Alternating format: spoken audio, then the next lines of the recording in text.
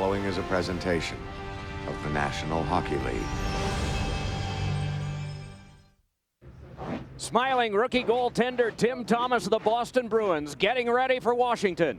Getting ready for the biggest rookie scorer in the NHL, Alexander Ovechkin. Here he goes. Oh! He scored! On his back, one hand on his stick, and he corrals it. Throughout the history of the NHL, there have been many rookies who've had an impact in a major way. Such a newcomer is Alexander Ovechkin. Alexander the Great is putting up numbers like some of the legends of the past and is building a long highlight reel. Scores! Oh, what a shot! In the spotlight and loving it. In an NHL galaxy of young phenoms, a star from Moscow has arrived. The Russian ruler leads Washington against Boston on OLN.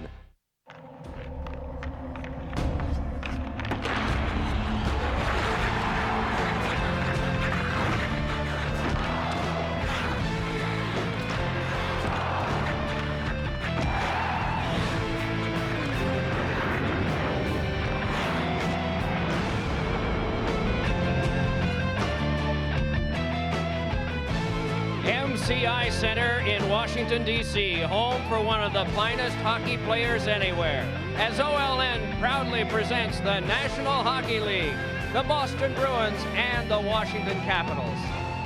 Good evening, everyone. I'm Mike Emmerich. Both of these teams come in having gotten points in their last 4 games in a row. Washington's case, all 4 were wins. And tonight we get to see one of the truly great young players in the game right now, number 8 for Washington, Alexander Ovechkin. Not only is he leading all the rookies in the league in most of those departments, you throw in the other 700 guys in the league, and he's in the top 10 in almost all offensive departments. And he's downstairs with John Davidson. Thanks, Doc. Alex, so far it's been a super year for you with the Washington Capitals, the way you're playing. What do you think of this National Hockey League? Your first time over here in North America. Well, it's best league in the world. Here play best player in the world, and I'm glad I'm here. I'm playing best league in the world, and my dreams was come true. Okay, tonight, the Boston Bruins, they have a great big tall defenseman. His name is Hal Gill. How do you play against certain players? You will see, it's my secret. Are you excited about the Olympics with Team Russia? Oh yeah, I'm very excited. I'm with this moment. This is my dream. Play an Olympic. My mom played in Olympics, so I want to play Olympic too, and I want to win gold medal. Good luck to you, and good luck tonight. Yeah. Thank you very much, Alex. Thanks. Okay, let's go over to the other bench where Chris Simpson has Marco Sturm. Thanks, JD. Marco, you and Patrice Bergeron sit 1-2 in Bruins scoring. Why do you think you guys work so well together? I don't know, but since the trade, since I've been here, we click pretty good, and it's just fun to play with him. He's only 20 years old, but he's a really good hockey player. Right now, you sit 8 points out of a playoff spot. Does this team still feel the playoffs are within your reach? Oh, definitely. You know, there's a lot of hockey left. We feel good about ourselves. We played good the last 3 weeks. We just have to be consistent, and we work on it. And but it's a long way to go. Well, we'll be watching tonight. Thanks. All right. Good luck. These two have met only one other time 4 weeks ago here. The Bruins rallied from a 3-1 deficit and forced overtime. And in overtime, Brad Stewart won it. Who will win this? We'll see in just a moment. Bill, thank you very much. Second meeting of 4 between these two teams this year. The overtime win went to Boston in late December. Want to take a look at tonight's Verizon Wireless keys to the game. As you see Alexander Ovechkin there, he's certainly part of the keys. Well, it'll be interesting to see what Boston does when he's on the ice. Will they play Hal Gill, their tallest, biggest defenseman, against him, or a skating defenseman like Tanabe? We'll wait and see. Sturm and Bergeron play on the same line. They are awesome. They like to get odd man rushes. And Brent Johnson gets a start, only his second start on home ice in goal for the Washington Capitals. Proud to tell you that tonight's game is available in high definition. Ivan Majewski and Sean Morrison start on defense for the Capitals as a drive is deflected away. In front of Brent Johnson, the forwards are Brian Sotheby, Matt Pettinger, and Jeff Friesen. And stepping to this one is Sotheby.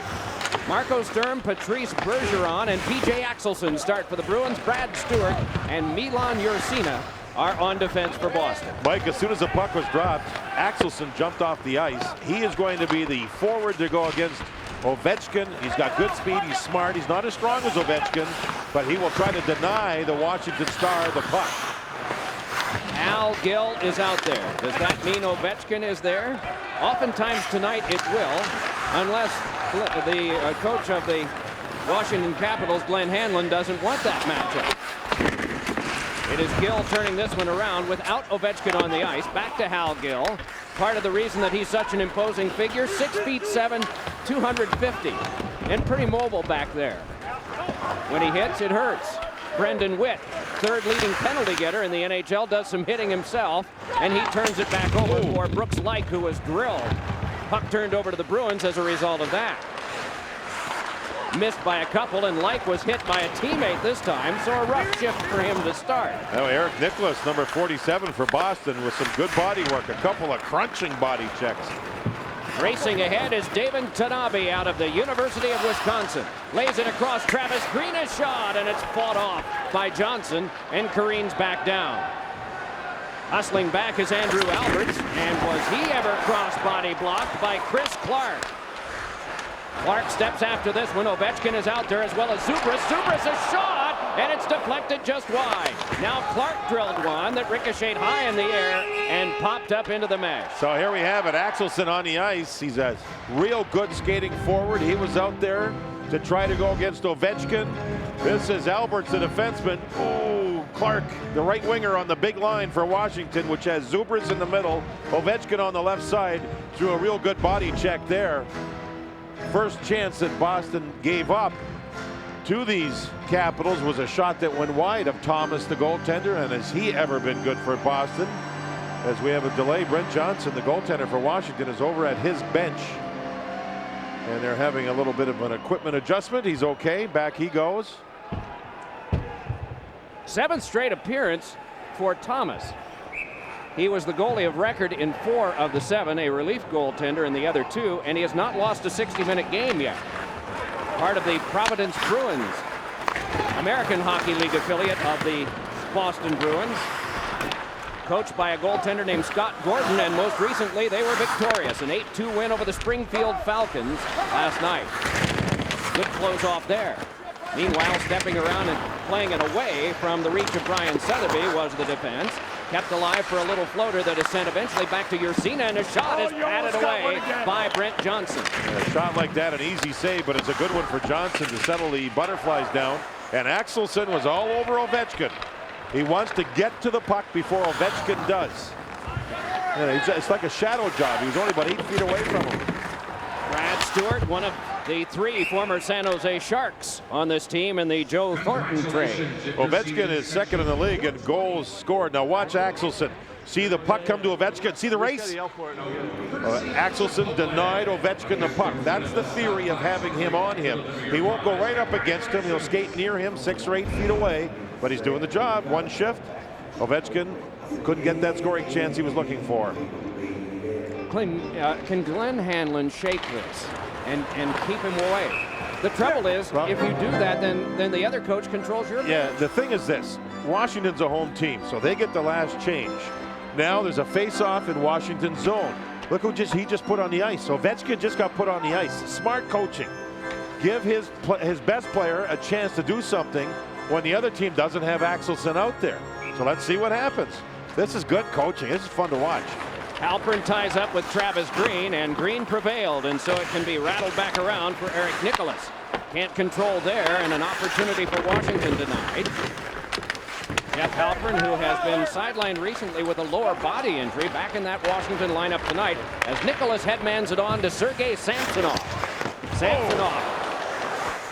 Then along for Travis Green. Samsonov just returning from an ankle injury as he took a shot on the ankle in the New York Rangers game just 2 days ago. He had no trouble at all skating in practice yesterday, so he's okay. Halpern had missed 3 games, I think with a knee, Mike, but he's back in the lineup, and he's a good player for Washington. So John was able to be more specific. The team said lower body. Yeah. We use the 3-foot rule. If we later find out it's within 3 feet of where they said it was, then they are okay. All I remember is back A long time ago when we played, we had a knee injury. The coaches would say, tape an aspirin to it and get out there. The problem was we did. You know, if it's over 3 feet, then they lie.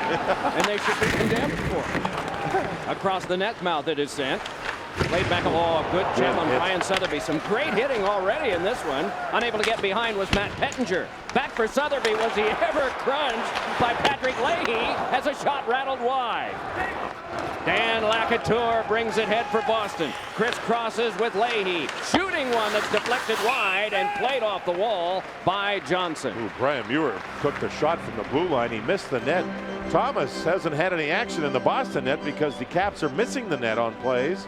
Now we have a face-off in the Washington zone. Look at Muir. He wants to avoid the checking forward. It may have ticked off his stick. And look at the screen set up in front. And the big line now on the ice for Boston, and that includes Bergeron at center ice and Sturm on the wing. Those two, Mike, if they get 2-on-1s, they score. Brad Boyes is the other forward for Boston, but the Capitals are able to prevail on the faceoff. Sent back out by Brooks Light, one of several players on this team that have come here from the Hershey Bears of the American Hockey League, the Capitals farm team. For the Boston Bruins, they have found a hot goaltender, Tim Thomas. This was against the Philadelphia Flyers, which was a win in Boston, or pardon me, in Philadelphia, and that is a tough thing to do. Thomas played last season in Finland, 54 games. Think about this, 15 shutouts. 15 shutouts in 54 games in Finland, and that is just getting the job done. Native of Davison, Michigan, not far from Detroit. The other goaltender is from Michigan as well, Farmington, Brent Johnson. Forehand shot is off Johnson, and that control. Johnson, a second-generation goaltender. His father, Bob, was an IHL goaltender in Toledo, among other places. Yeah, St. Louis Blues, too. He would probably want to be remembered as a Blues goalie. Oh, and a great chance at the front of the net. Denied, as unable to get much lumber on that shot was Boyes. Brought back ahead now by Patrice Bergeron. Bergeron fed one in front. Oh, and denied by Johnson. What a great opportunity there. He had Sturm crashing to the front of the net, and they're not able to get it in. That's the combination, Mike, isn't it? What a great pass across. A great pass across, as Sturm was able to get the shot away, but it was the goaltending of Johnson who anticipated and read the play beautifully, and now he is in the game fully. That's a great save. Marco Sturm will be one of several players in the Boston lineup going to the Olympics representing Germany, as this is snatched up by Brent Johnson. A good face-off win by these Boston Bruins, as we get a little bit of a scrum. A couple of players. Isbister talking to, I believe that's Yonkman, the defenseman. It was a real good face-off win by Wayne Primo, who can be very, very good on face-offs. The brother of Keith, belongs to the Philadelphia Flyers. See, Primo wins again. Back to the back. Hal Gill with a shot, snapped up and held by Johnson. Yeah, 2 face-off wins by Primo, 2 glove saves by Johnson, and a 3rd face-off coming up, same spot. Watch Primo, he's a centerman. Geez, just quick hands. And then Gill knew, time for a shot, nobody in front. Good job by Washington, and losing the draw, allowing the goaltender to see the shot. See if Primo can win another one. Well, this one won cleanly by Jeff Halford. Battled on around for Brian Wilsey, but he couldn't move it out, and the half-forwards battle finds this still up for grabs. Tanabe tried to move it further, and that failed. 5 3/4 minutes played in the first period, and the shots are 6-1 in favor of Boston. Worked over was Ryan Muir, working over Eric Nicholas around behind, and then right out in front for a shot that goes in. Great opportunity as Wayne Primo circled the net and stashed it, and it's 1-0 Bruins. How about this shift for this line? I mean, and also Tanabe deserves a lot of credit for keeping the puck in along the near boards when it was fired around. And then it was all the work on the backboards, as you see Primo just spin out and put it to the far side off the goal post. He had battled, Nicholas had battled, even before that Tanabe had battled. So full marks to that unit for the Boston Bruins, winning the board battles, which led to the goal. And Primo also won a couple of faceoffs. The one he didn't win the puck was fired around, and Tanabe, the defenseman, pinched and kept it in. And from that point, the Bruins went to work and were able to score. Ryan Muir saw that one skip by. Primo now with collecting the 36th point by the 3 men who came over from San Jose in this game number 22 that they have been here. Cut off now by P.J. Axelson and spun across. Nudged on further, and Ovechkin has really not been seen a lot here in the first period as 6.5 minutes have been played. Chipped high by Hal Gill. Well, they want to play him at least 20 minutes. The last game Washington played, they won against Carolina. Ovechkin was under 20 minutes, 17 and change. They want to get him at least 20. Axelson hands it across. Nick Boynton yanked it on further, well past Samsonov. Axelson spun off, but still is able to control and filter it on back. Nice crossing move and a backhander by Bergeron that's deflected away. Controlled again by Samsonov. Skip back into Axelson, then to Bergeron, who popped it in the air, reaching out, unable to grab it is Johnson, and through a lot of traffic, sailed back out by Jeff Halpern and sent across in the neutral ice area. Another shift for Ovechkin, but it's in the Washington zone. So he's not a threat. He can't get to the puck. They can't get the puck out of the zone. Slow start for the Capitals. They've been outshot 8-1, outscored 1-0. Might be another one coming here. Oh, and a short side backhander was shut off by Johnson. Now tipped across by Ovechkin, ladled ahead for the carry by Dinah Subras. Subras shooting, and that one is just pinball back off Stewart, taken back on by the Bruins. Good bit of intercepting and control by Ovechkin, who dances in, but his pass ricocheted back out off Marco Sturm. Bruins march back ahead. They're unable to get it in. Tanabe tried to pass it in and did, and so Witt will go back to play for the Capitals. That was the speed of Tanabe, too. He's another player with speed that can get to the puck before Ovechkin does. Look at Tanabe pinch again. Good start to his game. Good close off there by Nolan Yonkman. Fed back to the point and drilled back along by Tanabe. Nicholas and Isbister had the assists on Primo's 9th of the year at the 6-minute mark of this opening period. Precious little attack from Washington so far. Turning around and throwing one off Johnson was Isbister. It's that line again, the Primo line that scored the goal. Look at the work the backboards. Isbister's on there. Nicholas is on there. That's just good old-fashioned hard work. Look at him. And they'll finally get a change in line. These are two large teams. Washington is the heaviest team in the league. They have 7 players that are under 200 pounds, but many others who are very large. Back ahead with this now and dropping it off for a shot that came through from Dan Lacouture. Scaled back around once more, and it chipped off to be cleared back out and eventually slowed down by Patrick Leahy. Out of Boston College High School, he nudged it ahead and it ricocheted off the stick of Tom Fitzgerald. Lacouture signed with Boston. Was he ever excited about that? He's got a plaque of Cam Neely, the former Bruins star, above his locker. He is just thrilled to be playing for the Bruins. To the back for a shot by Brian Muir that sails out of play. There was a memorable goal scored here by Alexander Ovechkin. He will watch it and describe it when we come back. Well, for this situation, I did some move, but he pushed me and I goes down ice, and I think you must shoot it. You know, all situation you must shoot it. So I shoot it, and for this situation, I look to the net, and when I goes down, I see the puck, but I didn't see the net. So when I score goal and Clarky said you score goal, I was surprised and I was happy. Against the Phoenix Coyotes. That was special. I was reading in the Pittsburgh Post-Gazette some of the things he likes and does.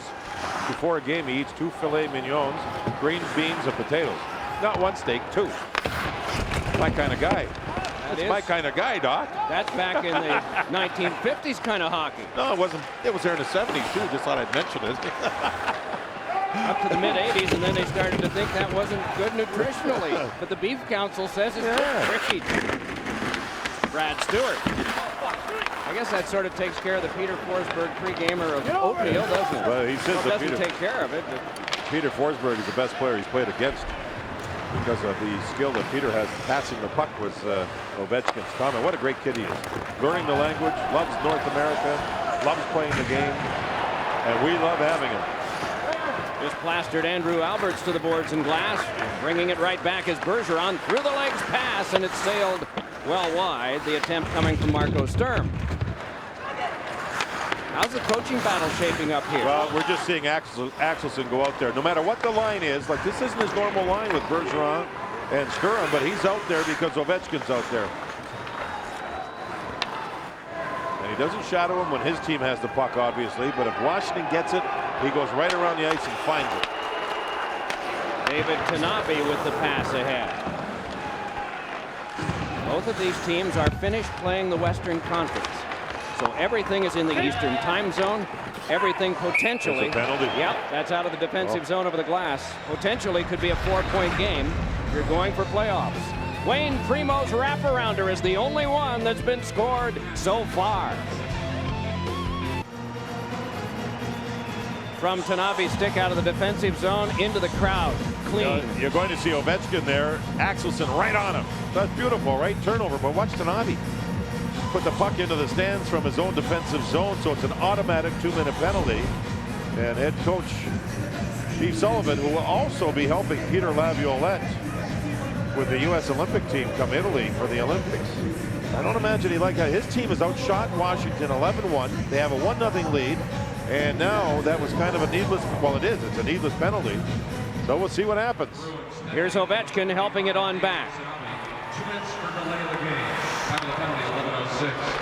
Ryan Muir to Ovechkin.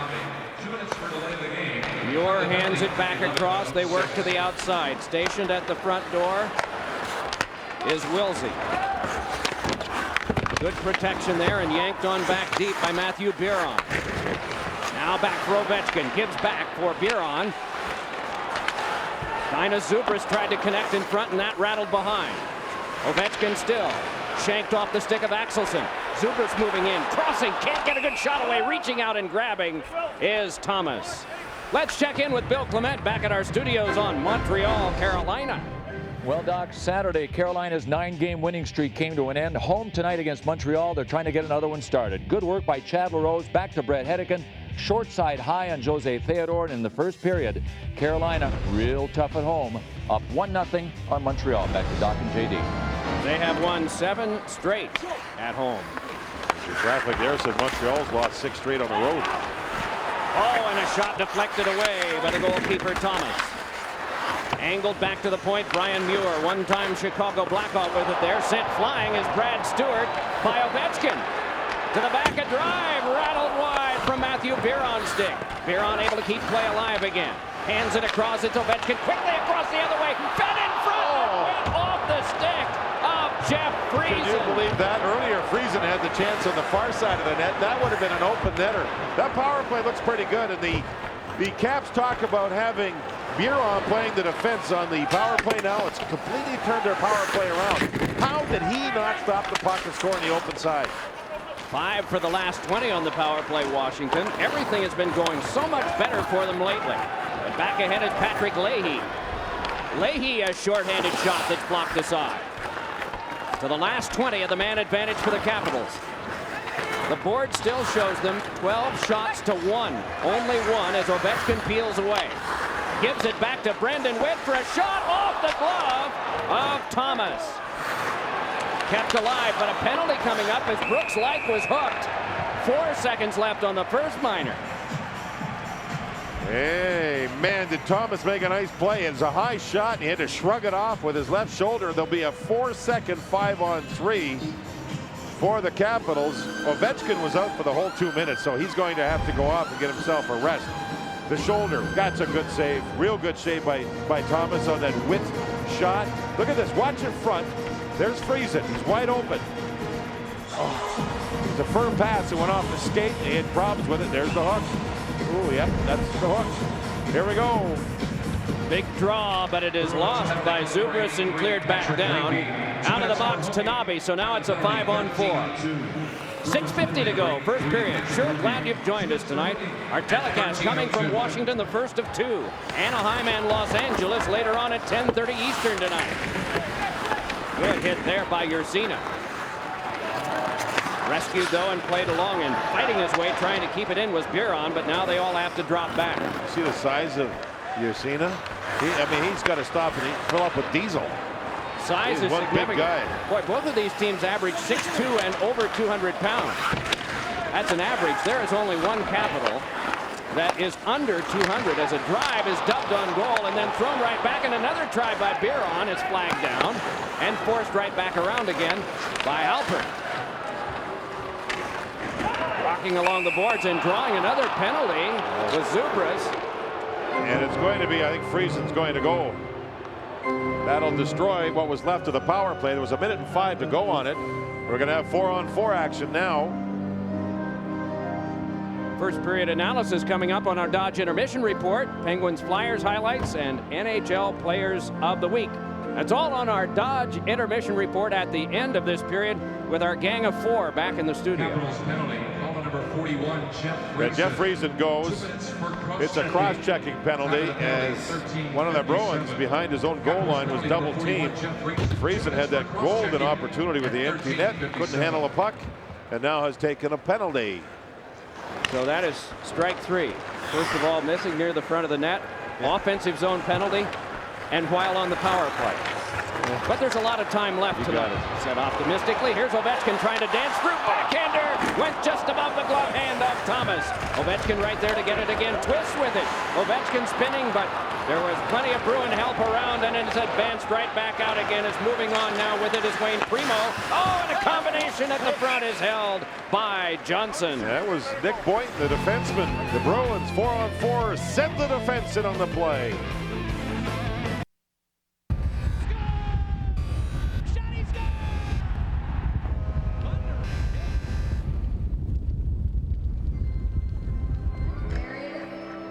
Alexander Ovechkin has registered 33 goals, setting a Caps rookie record, having passed Bobby Carpenter. But look how he stands with the rookies who have come into this league. Teemu Selanne with Winnipeg, Lindros and Renberg with Philadelphia, Jason Arnott now with Dallas, formerly New Jersey, but in that year of 33 with the Edmonton Oilers. I think that Ovechkin will end up second. He'll never hit the 76, I don't think, as a rookie. That Teemu Selanne here, the Winnipeg Jets, was awesome.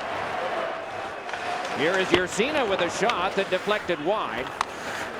Rolled again by the Caps and handed back over to Brian Muir, the big man, able to nudge it back ahead for the toss back in by Sotheby. Retrieved by Stewart. Faceoffs and saves. And a lopsided, just like the shots on goal at 12-2 in favor of Boston. In 8 seconds, it will be a power play coming up for the Bruins. They are 2 for their last 21 over the last 5 games. Capitals have not been strong in penalty killing, but against Carolina, the leading team in the division, they were 9 for 9 on Saturday. See how they do now as the power play is on. 21st and 28th are their ranks, but you need to examine what they've done lately. And in the case of the penalty kill for Washington, it's been much better. So is their power play. Dealt back off by Sturm. Fed back to him, but a shot deflected. And is cleared back along by Chris Clark. These Washington Capitals credit a young man by the name of Boyd Gordon, number 15, for really helping their penalty kill improve. He's on the ice now as Boston called for icing on their power play. So Gordon has really helped turn their penalty kill unit into a much better unit.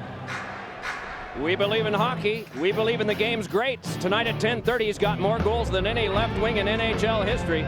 Luc Robitaille and the Kings take on the Mighty Ducks of Anaheim. And tomorrow, Gretzky's Coyotes head into the Wild. It's the NHL on OLN. There's the kid Gordon, played for Brent Sutter, the Red Deer Rustlers in Western Canada. Junior hockey, when you learn to play for him, you learn how to kill penalties. Little tap in front, guided away, playing for Bruce Boudreau, the coach of the Hershey Bears before he came up here. Bears had a couple of back-to-back wins over the division-leading Portland Pirates, formerly the farm team of Washington. Guided in front, Hal Gill up with that. Penalty time is up, so the teams are back at full strength in a rocking collision at center. The Bruins try to recover, and they do with Boynton skipping it out to center. Brought right back ahead by Wayne Primo. Fed across, Gill a drive, and it went wide. Tapped on around by Sotheby. Boy, with that kind of size and that kind of power behind it, that is a rocket of a shot. Caps outlet, played back on by Matt Bradley. If they could get more balanced scoring, I'm sure there are a lot of teams searching for the same thing. It has been empty for Bradley lately. Several other players are in the same boat. It has not been empty for Ovechkin and his line. Ovechkin's goal a game string was ended at 5. His point a game string is still alive at 8. 16 points in that time. And in January, he's played 10 games, 10 goals, 10 assists. Easy to remember as Tanabe moves in. David Tanabe centered one across the net mouth wide, and this is Jeff Halpern's puck to play. Trying to work back in is Brian Wilsey. That one jabbed loose, and healthy collision coming from guess who? Ovechkin. Ridden off, that time was Brad Boyd. Those are two great 20-year-olds. That was Bergeron and Ovechkin. Puck now up over the glass and ricocheted, so no penalty. But that body check, you know, you think Ovechkin, and his body's like a linebacker in the NFL. That's how strong the kid is. But watch him go into Bergeron. I thought Bergeron was going to be in trouble. He braced himself, and Bergeron's got one of those bodies, Mike, that's thick too. Not only is he a little wide with the shoulders, but he's thick from the front of the chest to the back, and he was able to absorb the real solid hit there by Ovechkin. I thought Ovechkin was in that Irish sport of hurling there, trying to save that puck from going into the seats. He wears uniform number 8. He mentioned to John before the game that he is so proud to be representing Russia in the Olympic Games in Torino next month. He wears uniform number 8, a tribute to his mother, was a 2-time gold medal winner in Olympic basketball. He considers it the greatest sporting honor you could have, to represent your team or your country at the Olympics. He gives it across to Zubras, and he has to peel off. Watched by Ursina. Gives it to the back. Mura shot, and it's held by Thomas. Oh boy, what a play by Ovechkin to manufacture everything just inside the Boston blue line. And he made the play. He just goes. Look at him go. He chips it ahead. He gets the stick loose, uses his foot, diving, able to make the pass. Look at him work. Look at him work. Now he's going to find Zubras. This doesn't manufacture the shot yet. Here it comes. And then Thomas able to find the shot and not allow a rebound. Only the third shot of the period for Washington.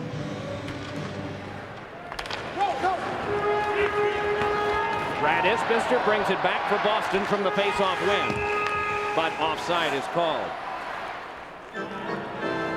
I think these Bruins have developed a real good checking unit with Primo at center. Isbister can play the wall on it. They need Axelson. He can be there. They shut down Jaromir Jagr in the Bruins last game, which was in Boston. The Rangers won it in the shootout with their skill showing how to score goals in the shootout. They did a pretty good job against Jaromir Jagr and his line mates. Now they're trying to do the same against Ovechkin, who's back on the ice. Isbister, a one-time New York Islander, had 22 goals in one season for them in a defensive role here, and a lot of guys do pretty well with that. Maybe the numbers don't wind up being the same, as Ovechkin can't reset the pass. Sent back out and behind the breaking Eric Nicholas. Well, that was Friesen trying to set up Ovechkin. Very, very close to a great chance again, Mike.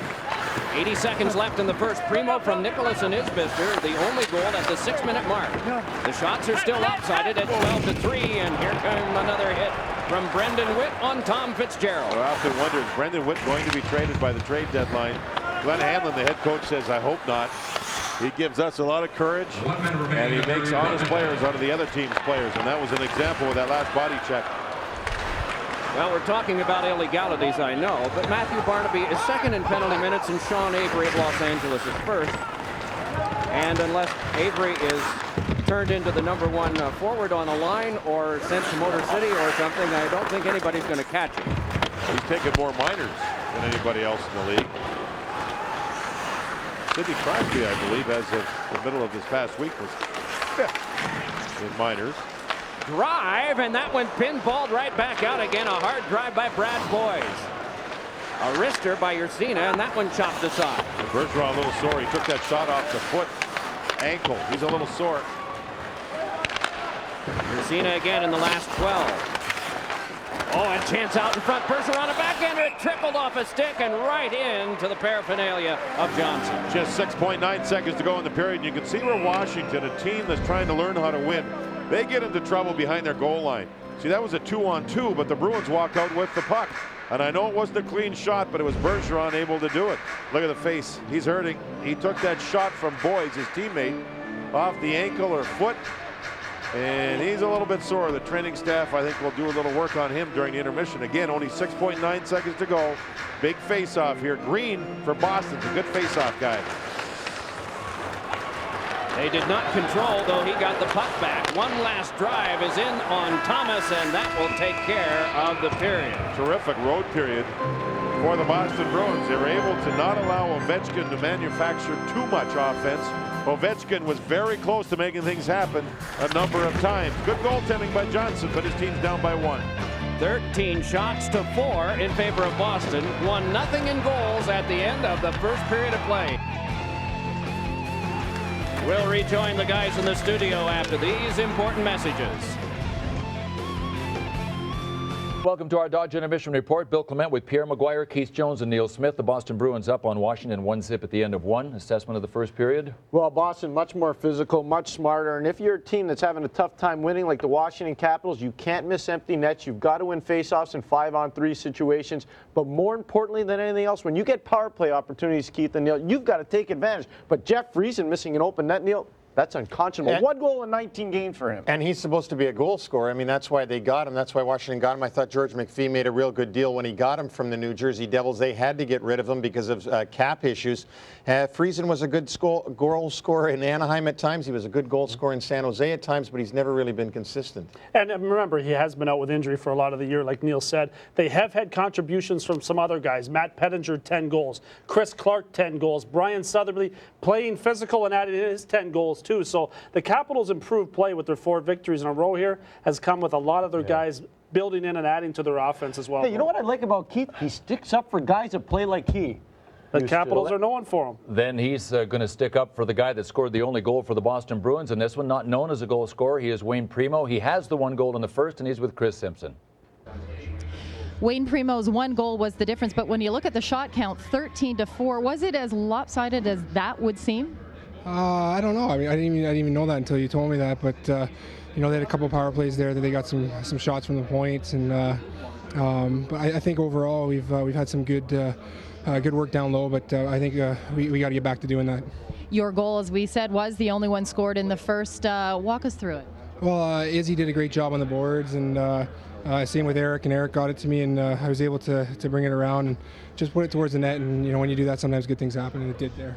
Last game you had to contain Jaromir Jagr. Tonight it's Alex Ovechkin. So far you've been able to do that quite effectively. Yeah, I mean, they're both great players. I mean, Ovechkin's a star, and he's going to have many great years. And, you know, he's fun to watch, but not too fun tonight to watch. Wayne, thanks for this. Good luck in the second. Thanks. Bill, back to you in the OLN studios. All right, Chris, thanks very much. We're going to get you caught up on what's going on in Philadelphia, but we're going to flash back to the last time Sidney Crosby and the Penguins were in town. Darian Hatcher, big number 2 of the Flyers, matched up against Sid the Kid. A rough ride. First period tonight. Sidney Crosby out there for the most part against Darian Hatcher, but this was one of the times he wasn't against Hatcher and was able to generate a scoring opportunity. But it was, in fact, the Flyers late in the period as the seconds ticked off in the final minute. Michael Handzus on the left of your screen. Well, look what I found goal. So with 45 seconds and change to go in the first period, the Flyers lead the Penguins. First intermission, 1-0. And this past week, the Penguins said goodbye to one of their star players. Ziggy Palffy decided to call it quits. Some terrific numbers. In the last 7 years, only 5 players in the NHL scored more goals than Zygmunt Palffy. He will be missed by a lot of people that were fans of his in multiple cities. All right, so the Pittsburgh Penguins said goodbye to somebody. The Philadelphia Flyers are in the saying hello to somebody mode. Yeah, they were very happy to get Robert Esch back the other night. Niedermaki had started 17 consecutive games. Robert Esch came back and played a fantastic game for the Flyers. Very solid with his rebound control. Started off a little shaky at the start. Then he started to kick those rebounds to the corners. When Robert Esch is on his game, the second and third chances aren't there because he covers those rebounds. He's 12-4 on the season. The Flyers are very pleased to have him back in the lineup. I thought that Peter Nedved, the pickup from the Phoenix Coyotes, was a great pickup too for the Philadelphia Flyers, the newest Flyer on the team. He's going to be a great addition. Their center ice is second to none. Now you look down the middle and listen to the names: Forsberg, Nedved, Handzus, Richards, Primo. If he can come back for the playoffs, would be an unbelievable center ice for the Flyers. Both of you guys are right on the mark, but the thing that I admire the most about Philadelphia, the ability of Peter Forsberg to make their power play better. He's great down the middle. He makes Simon Gagne better. I worked the game on Saturday, and I have to tell you right now, Simon Gagne clearly is not the same player when Peter Forsberg's not playing. I can't imagine, to be honest with you, anybody being the same player That's without true. Peter Forsberg. He helps everybody. And listen, when we come back, we're going to introduce you to last week's Players of the Week. They have been named an offensive gem and a defensive gem. Not by veteran players, by a couple of kids. Players of the Week when we come back. A couple of rookies captured the Players of the Week honors, brought to you by Enterprise. Pick Enterprise, will pick you up. The offensive player, Alexander Ovechkin of the Washington Caps, just 3 goals and 4 assists. Business as usual for him. The defensive player, another rookie, Henrik Lundqvist, the Swedish goaltender for the New York Rangers, won all 3 games with a 1.62 goals against average. Congratulations to those 2 players. All right, in Carolina tonight, the Montreal Canadiens in town. Carolina's 9-game winning streak ended on Saturday. They're trying to get another one going. Brett Hedigan from the point. If you're going to be a goaltender in the NHL, make yourself look big. Jose Theodore, he looks small. It's not just the size of the goaltending equipment. Look at puck go right through him like Adam's shot does right there. Montreal Canadiens have huge problems in goal, Bill. And in first periods, they've been outscored 8-0 in first periods, their last 2 games. So right now, 2-0 Carolina, but check the bottom graphic. 3rd team in the last 60 years are the Hurricanes, with 2 9-game or more winning streaks in one season. 3rd team in the last 60 years, are you kidding me? Plus, they're winning so regularly at home. They have the best home record in the NHL. Let's talk about home records. Easy question, so what? What's the big deal of being good at home? It's huge, huge to get a home ice presence, to make teams come in and fear you in your own building, to worry that they can't win. That's what the Philadelphia Flyers had developed in the 70s. There was no chance you were going to win in the Spectrum when you came to Philadelphia. The other thing it's doing for the Carolina Hurricanes, it's developing a fan base, and that's really what they need down in North Carolina. They need to develop hardcore fans. And how do you develop them? You win in front of them. If you win in front of your fans, they're going to want to come back. Yeah. For all the lofty numbers the Hurricanes have, they're in the bottom 3rd PK. Penalty killing ranked 21st. Jonesy, cause for concern? I don't think so, Bill. And a lot of times you look at a team's penalty kill, and sure, the percentages are there, and they're 21st in the league, but they've scored 10 shorthanded goals. 3rd in the National Hockey League. They're an explosive team. They're dangerous when killing penalties. Justin Williams has a couple of goals. Eric Stahl has 3 shorthanded goals. Eric Cole, 2 shorthanded goals. So they still are scoring there. It's almost that statistic gets hidden sometimes, that they do produce offensively when they're shorthanded. I don't know about you guys. I've always felt that the NHL should modify the PK rankings to reflect the shorthanded goals that teams score, to give them a bump up. And Carolina would be bumped up if they were factored in.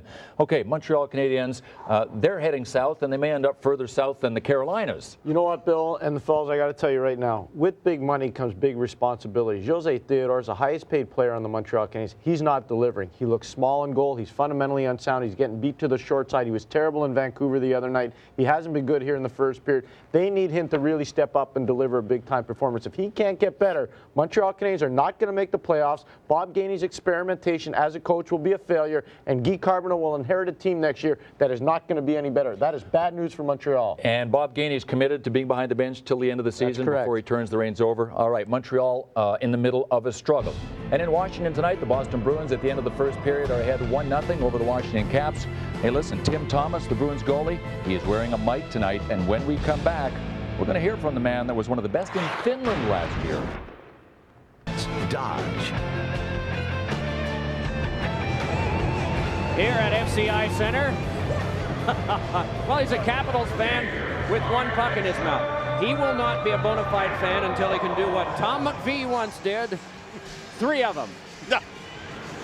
What are your thoughts on the hockey game I don't know now? if he got hit with that puck or if he just was tasting it. Anyway, getting back to this game, 1-0 for the Bruins at the end of 1. The Bruins had a great period. Their big line, centered by Bergeron, along with Boyes and Sturm, totaled 6 shots in the period. The big line for Washington, Ovechkin's on that big line, nada. 0 shots, so they've got to find some offense. Okay, well, let's go to the Washington side of things then. Glenn Hanlon with Chris Simpson. Thanks very much, Mike. The Bruins were able to contain Ovechkin pretty well in the first. What do you change up at all in the second? Well, first of all, everybody, we all have to work hard. It's the first time we've been beat at our own game, and that's get outworked, especially in our own rink. With Ovi, they're trying to get Axelson out there all the time. It's an easy change. We're trying to keep him away. We're trying to get him out after one of his long shifts, but it's tough. We don't want to disrupt all our lines. We'll let you get ready for the second. Thanks, Thank Len. you. Mike, back up to you. Conversation there. Conversation in the goal crease from Boston goaltender Tim Thomas.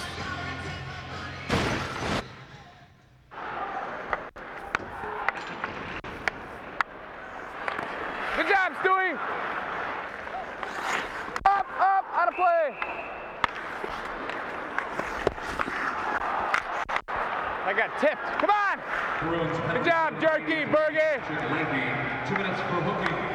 Bruins goaltender Tim Thomas trying to direct traffic and help his teammates out. Stewie was Brad Stewart, the defenseman. He was saying, good job. Up and out, the puck went into the netting. So he was telling his defenseman they don't have to look for the puck. It's out of play. And then that good save he made with his left arm and shoulder, I didn't know. He said it was tipped.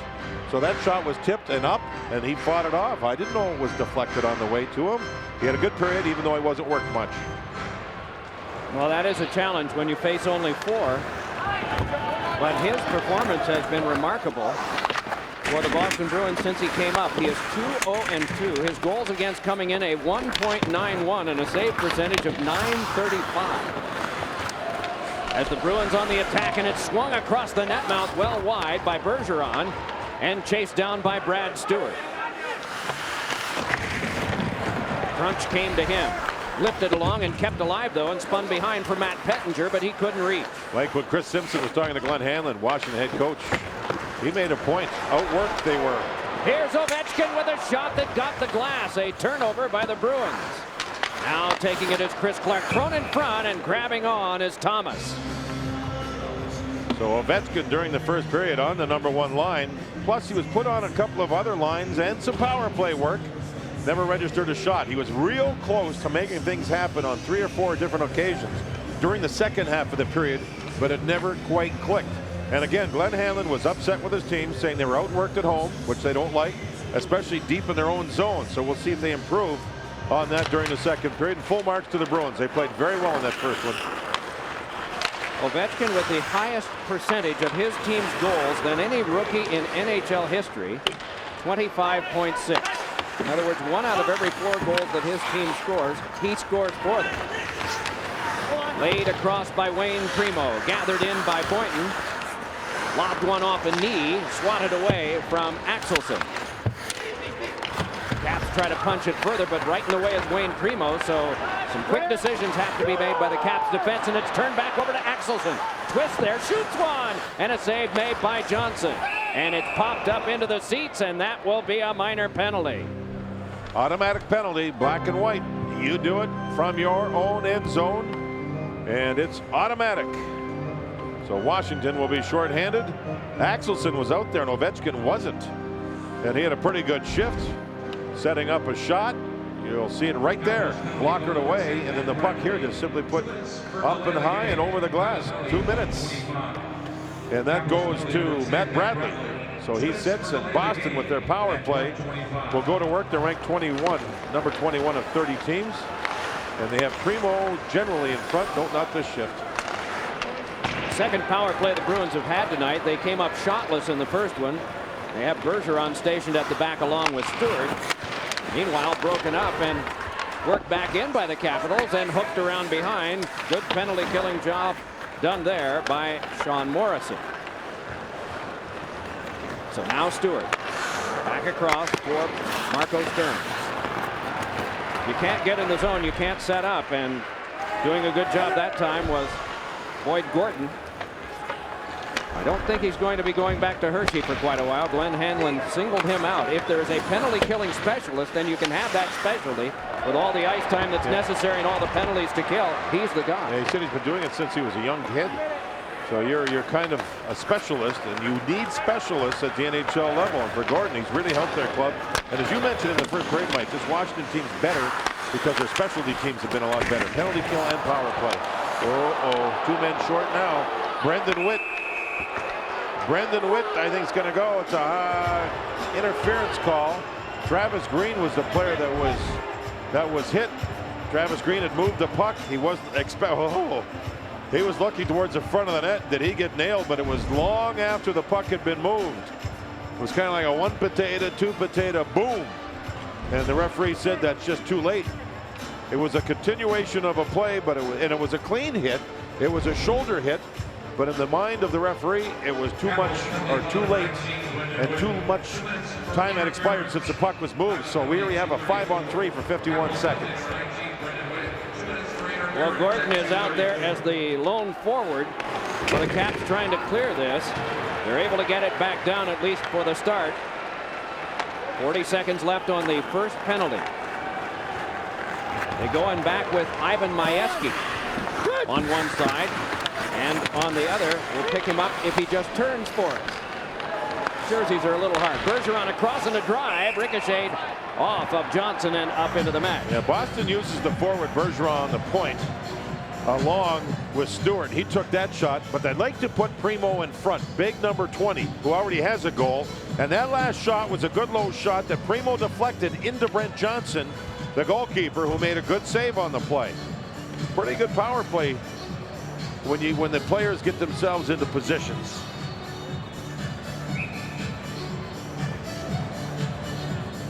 Sean Morrison is the other defenseman out with Majewski. Won by the Bruins and held. Then Stewart. Once again to the back from Boyes. Right back to him again.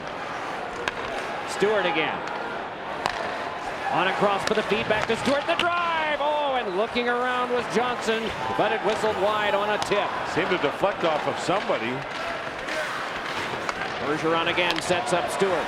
Back to Bergeron this time, and that one blocked by a leg. First penalty's over. On to the back to Stewart once more. Work to the outside. Once more back. Sturm hands to Stewart. Gives it back to him again. Marco Sturm a shot, and that deflected away. Oh boy, great blocking of shots by the Capitals. They have taken away the shooting lanes. Marco Sturm gains the zone quickly, feeds to Samsonov across the Boyes, and he couldn't pull the trigger. Now Bergeron trying to filter it through for Brad Boyes. Got it there. Run off by Morrison. Meanwhile to the half boards, and it's Samsonov again. Sergei Samsonov dealt it back into Boyes. Side of the net pass, too stiff for Sturm, and then back around to Boyes again. Has Bergeron at the back to the last 20 of the power play. Boyes leads, thrown across the net mouth wide by Samsonov. Once more Stewart. All attack time for Boston, but not testing Brent Johnson too much. Little feed in front, a big drive, and Johnson has that one.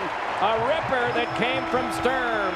Back to our studio and Bill Clement. Nashville at Detroit tonight, a makeup game from the night Yuri Fisher collapsed and the game was suspended. Danny Markov for Nashville gathers a rebound in front.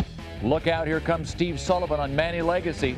Nashville had a 1-0 lead when this game started because that was the score when the game was suspended. It is now 2-zip Preds. Doc and JD. Taking out that center ice red line works again, huh? Works again. Beautiful long pass, beautiful goal, and the Washington Capitals kill off the 5-on-3. So the manpower is even. The game is not. It is 1-0 in favor of Boston, but there'll be an icing here. Ken Hitchcock, the coach at Philadelphia, is talking about wanting the red line back in. Yeah, he was interesting. He thinks teams just back up too much. And with the red line not being a part of the long passes now, where it used to be, he thinks teams are just going to back up and be too defensive. But we saw last night, Jaromir Jagr set up a breakaway for a Nylander goal. Tonight, we saw that replay just there with Sullivan in Nashville. Those are exciting plays, skill plays. Love to see it. And Philadelphia in the lead in their game against Pittsburgh tonight. And Sidney Crosby. I wonder what side Pierre Maguire's on that no center ice red line. Oh, he'll have an opinion, and it'll be decisive, and it might be contrary to what everyone else thinks. But that's Pierre. Jonesy will straighten him out. Neil will straighten him out. Jonesy used to do that with hitting. I don't know if he'll do that with Pierre now. Pierre has attorneys. Meanwhile, controlled by the Bruins. Little over 14.5 to go in the second period of a game that they are leading, and they are outshooting the Capitals 16-5, 3-1 in this period. The word is that the Caps were outshot in the first period badly. The worst they've been outshot in 25 periods. So they've got to find some offense here. Turned over to Axelson. Swings it along for Samsonov again. And they try to work their way out. Laid ahead for Sergei Samsonov. One-time Rookie of the Year. Bounced it on through, but it was just foisted away at the last minute by Brendan Witt. Regathered by Tanabe. Heads out.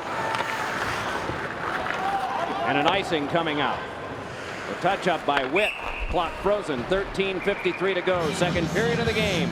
Wayne Primo's goal is the only one so far.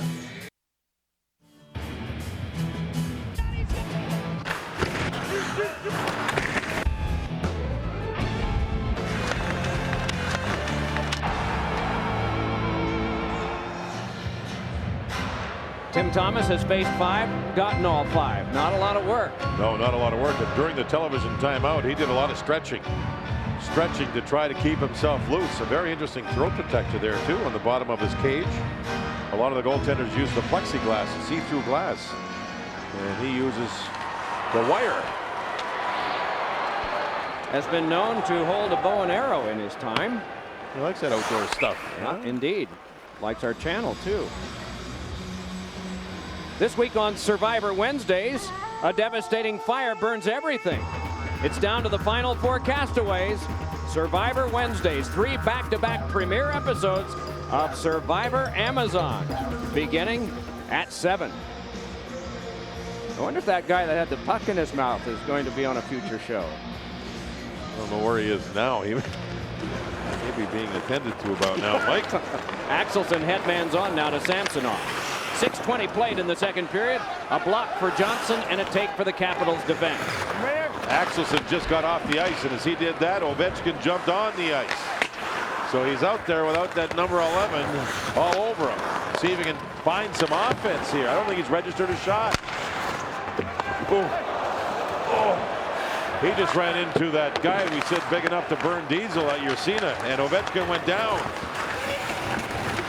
Often it works the other way with him. That's the other part of his game that's fascinating to watch. He not only leads his team in scoring, but he's also one of the big hitters on the squad. Played right back in again, and Lacouture with the obligatory bump on Brian Southerby. Thrown to the front, but blocked off by Stewart. Nice little shuffleboard move, and eventually it comes back across for the lob back in by Boyes. Lake fired it around. Controlled now by the Capitals and Ben Clymer out of the University of Minnesota. Cut off now by Hal Gill. One-time Providence College player sees this spun back in. And again set up by Johnson, and turning with it is Matthew Biron. Nothing is just firing right for the Capitals. Their breakout has been hampered by Boston and by their own ineptitude in passing. And Ovechkin just now leaves the ice surface. Another shift where he couldn't find anything. Couldn't have the puck. Not much for management of the puck. Oh, here's a feed in front that's blocked off by the defense. Nice play there.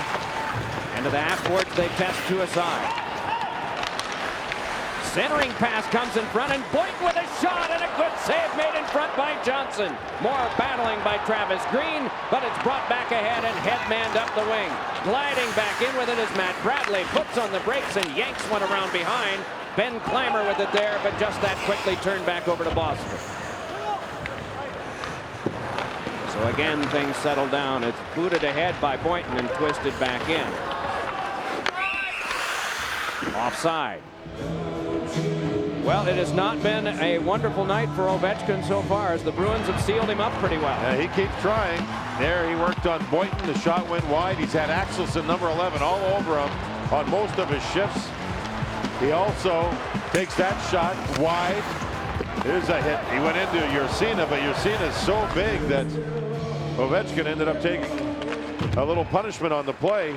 He'll keep coming at you, though, Mike. He's a very competitive individual, and the Boston Bruins have played a terrific team game here to this point. A real solid team game. Coming by with this is Dinas Zubras.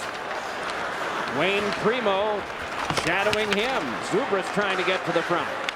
Match stride for stride, and strong play defensively by Primo, but a penalty coming up against the Bruins. How about that? Zubras, there was some question as to whether he would be able to play. He was injured in his last game, never played in the third period against Carolina, but he went to work here.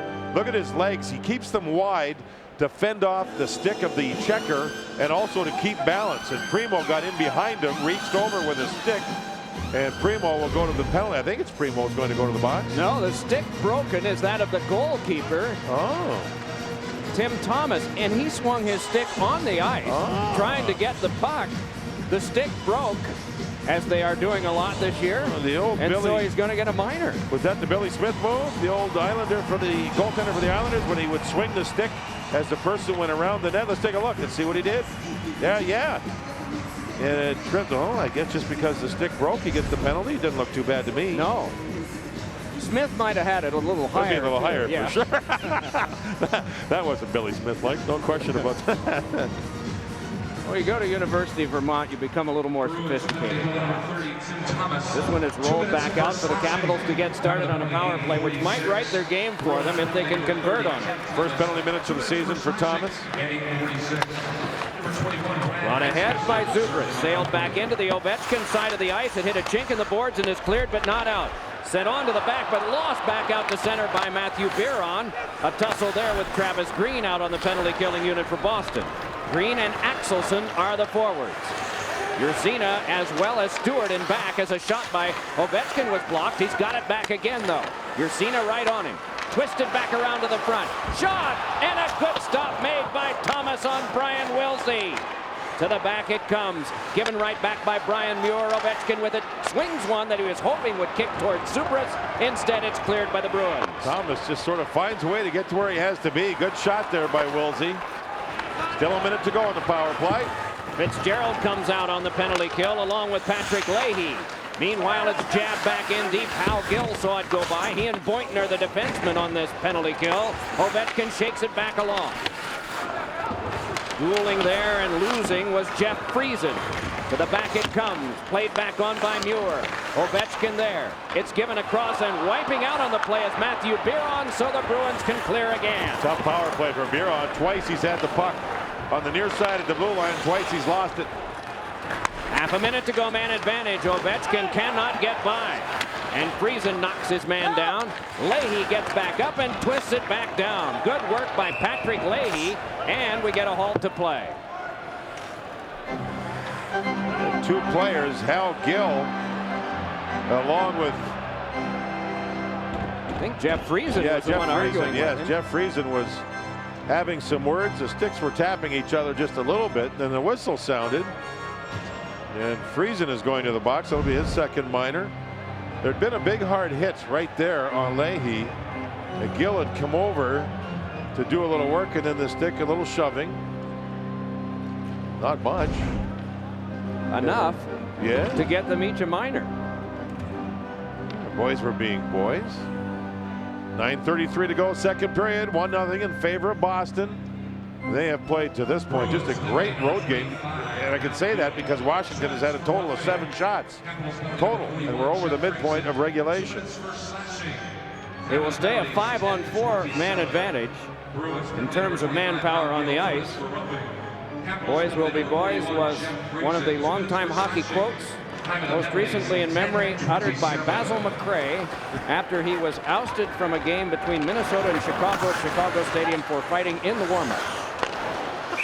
Stoppage of play. They had him on and they said, what happened out there? He says, just boys being boys. And I miss the old Chicago Stadium. What a great old building that was. Just a great building. Face-off with just 8 seconds to go on the Boston minor. Face-off inside the Boston zone. So it looks like Tim Thomas, who took the penalty, will be able to dodge it as Washington unable to finish it here. Still have 8 seconds to go.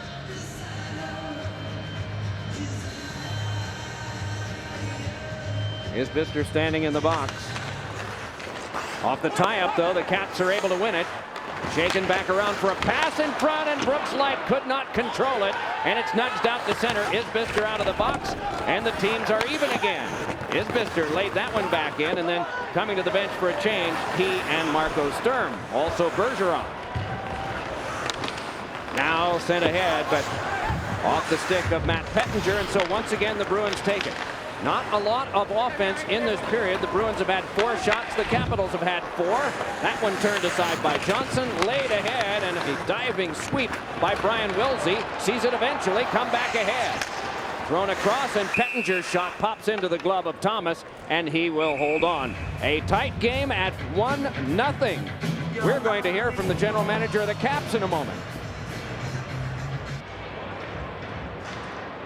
Welcome back to Washington, where the Bruins have a 1-0 lead. I'm joined by Washington GM George McPhee. George, when you're a player like Alex Ovechkin and you know you're going to become a target because you're so good, how do you think he's reacting to all the extra attention he's getting both on and off the ice? Well, certainly off the ice, he's been a dream. He's done everything we wanted to do. We wanted a partnership with the players, and he's certainly promoting that for us and doing a good job. On the ice, he gets lots of attention, but obviously with the way he's been scoring, he's been fighting through it all year. Now, he's one man. With all the cap room that you've got, do you see yourself making any deal between now and the trade deadline? Well, we'll have to see how things go in the next 4 or 5 weeks. If we can win some more games and get into the hunt, then we'd certainly acquire some players if they were available. If not, we'll stay the course and do what we plan to do, and that's build it right. Well, George, we'll let you get back to watching the game. Thanks very much. Thanks, guys. Yeah, building it right, and that takes patience, and sometimes it's patience through defeat. But with 4 games won in a row, the longest string that they have had since 2002, and should they win this, it will be the longest 5-game winning streak since 2001. They are staying the course pretty well. And that's how Glenn Hanlon and the staff coach too, Mike. They have a full feeling that is right now is not really about winning. It's about development and being patient, learning the game properly. They have got a great locker room with a good group of players who really get along. Olaf Kolzig, the veteran goaltender, not playing tonight, has been terrific for them. So they're on course, and they're a much improved team from the start of the year. Score from the blue line. A ripper that was sent by Isbister may have changed directions en route, but the Bruins have the lead of 2-0. Well, it didn't look like much was happening out there. It was just a wrist shot from inside the line. Now there you can see the puck being turned over by the Caps. Nick Boynton, just a shot. Traffic in front, may have been deflected in front. Well, these are the plays the coaches go, oh boy, we were on the puck, we had the puck, but we didn't win the puck. And then right in front, there was a deflection. I thought it hit Isbister on the way. No question. Right in front, the deflection back the other way. Maybe Primo. It may be Primo's second goal of the game. You know, we may both be right. It might have hit eventually. give us enough tries. Yeah. I always told my teacher in school the same thing. Thrown back along now, and it's eventually controlled and started back ahead by the Caps. Give me another week, I'll get it right. I'm telling you, Teach. But Primo in front, he's good around the front of the net. He's got pretty good hands, and you can tell by the way Primo wins faceoffs, he's got good hands. Now you look at this game. Washington's had 9 shots, 7:10 to go in the second, and that's Sullivan, the head coach. Here's another look at the goal. Primo's goal, no question. And for Johnson, the goaltender, if he had a look at that, he'd say, I have to be out further, up against Primo, because there was no other Bruin around. So if he deflects the puck, it comes right into me. But Sullivan, their coach was saying that right now they are playing a team game. And if they happen to win this one, that'll make them 11-8-3 since they got involved in the huge trade with Joe Thornton. They're playing a team game, offensively, defensively. It's the way you have to play. They have a commitment to not giving the other team too many scoring chances, and it's very evident to this point in this game that's exactly the way they're playing. If they win this, they have 46 points, 6 away from the 8th spot, 7 away from 7th, 9 away from 6th. I think we're going to be talking about this right into April. I do too. About all of these teams going for the last 3 spots, 6, 7, and 8. The other teams amongst all of these are Toronto, Montreal, Boston, the Islanders, and Florida. And maybe with a further challenge, Washington and Pittsburgh, but that's a lot of teams to pass. At least they are getting better as time passes, the Capitals are. Though you cannot see it by the scoreboard here tonight, nor by the shot board, which is now 19-9. Under 6.5 to go in the second period. Wilsey tapped it ahead. Ovechkin still not a part of the story in this game tonight. One of the rare times that he's not, but credit the Bruins for that, and a wonderful job as Taylor holds on to it. At the very top, there's quite a battle, and that involves really 5 teams. Carolina is winning in their game tonight. So is Philadelphia. The Rangers are idle. Ottawa was in a narrow lead over Toronto last time we checked. Buffalo idle. And the Rangers and Buffalo play each other in New York tomorrow night. Then you have the Devils, Tampa, and Atlanta in a crunch with Boston beneath, and Montreal, and Toronto, and the Islanders, and Florida. I don't think that's a surprise when you consider the parity with all the stars being spread out in the league. And Ottawa was winning 2-0 over Toronto. They seem to be manufacturing a lot of offense against the Toronto Maple Leafs these days. Well, it's been a decisive turnaround in their series with Toronto, just in the change from the lockout to now. Centering pass in front is grabbed off by Isbister. Handed back across and played back in once more by Wayne Primo, who has both goals in the game so far. Isbister shook it around behind to him. Primo trying to get free, but Muir in the way. Yeah, the two big forwards, Isbister and Primo, have had a great game, and they were deep trying to find the puck and battle. Axelson, the third winger, was all the way back at center ice, just waiting for Ovechkin to try to do something. They have closed him down through 2 periods here, or nearly 2 periods. And the tape is being watched, or will be, by all of the other teams. If they go on to shut him down completely tonight, what did they do? Well, Axelson had a lot to do with it. Primo's goal, his 10th and 2nd of the night from Boynton and Nicholas. Isbister did not have a hand in it. It is turned back in on goal. Johnson has a hand in that one. Play is stopped. Doc's wrong again. The Bruins are ahead 2-0. Brashear, a big hit, but Merritt moving on. Is Primo all the way in?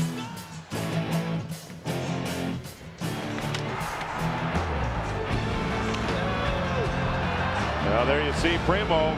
The last 3 goals he scored, 2 here against Washington. The other was a gorgeous goal against Kim Johnson and the Philadelphia Flyers. So Primo has really gotten it going. Not only scoring goals, working the power play, winning faceoffs, and sometimes checking the other team's best players. I recall the first major penalty that he had for fighting was a famous fight with his brother. Shot went wide. Not often that you see them scrap like that. I'm sure the Sutters may have had some, but I don't believe officially in games. Those were probably in the barn game they had in the upper tier. As out in front, it's popped up in the air and hacked out of the air in a very strong defensive play. But the ruling is the puck was touched by a high stick. The Bruins are more than happy to take that. Let's take a look at our Dodge storyline for the night. Primo with a couple of goals. The wraparound goal was the first one, the deflection the second one. Ovechkin so far, no shots, no points. And the Bruins have outgunned the Capitals 20-10, although one of the Caps' best chances just came. Yeah, that was Sotheby. He was right there, went in, and Thomas laid down, stacked his pads, and made a great save. That's probably, I think, the best chance that Washington has had in the game. So Ursina fires it around. Isbister tipped it back out.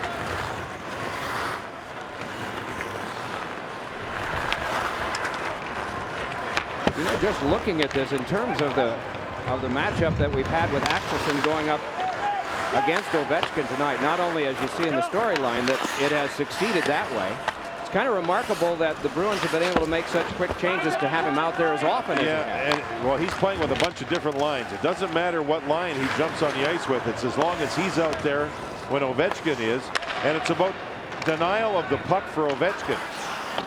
He's quick, he's smart, so he can get there just before Ovechkin gets the puck. It becomes a Bruin puck instead of a Cap puck. Matt Bradley's attempt failed.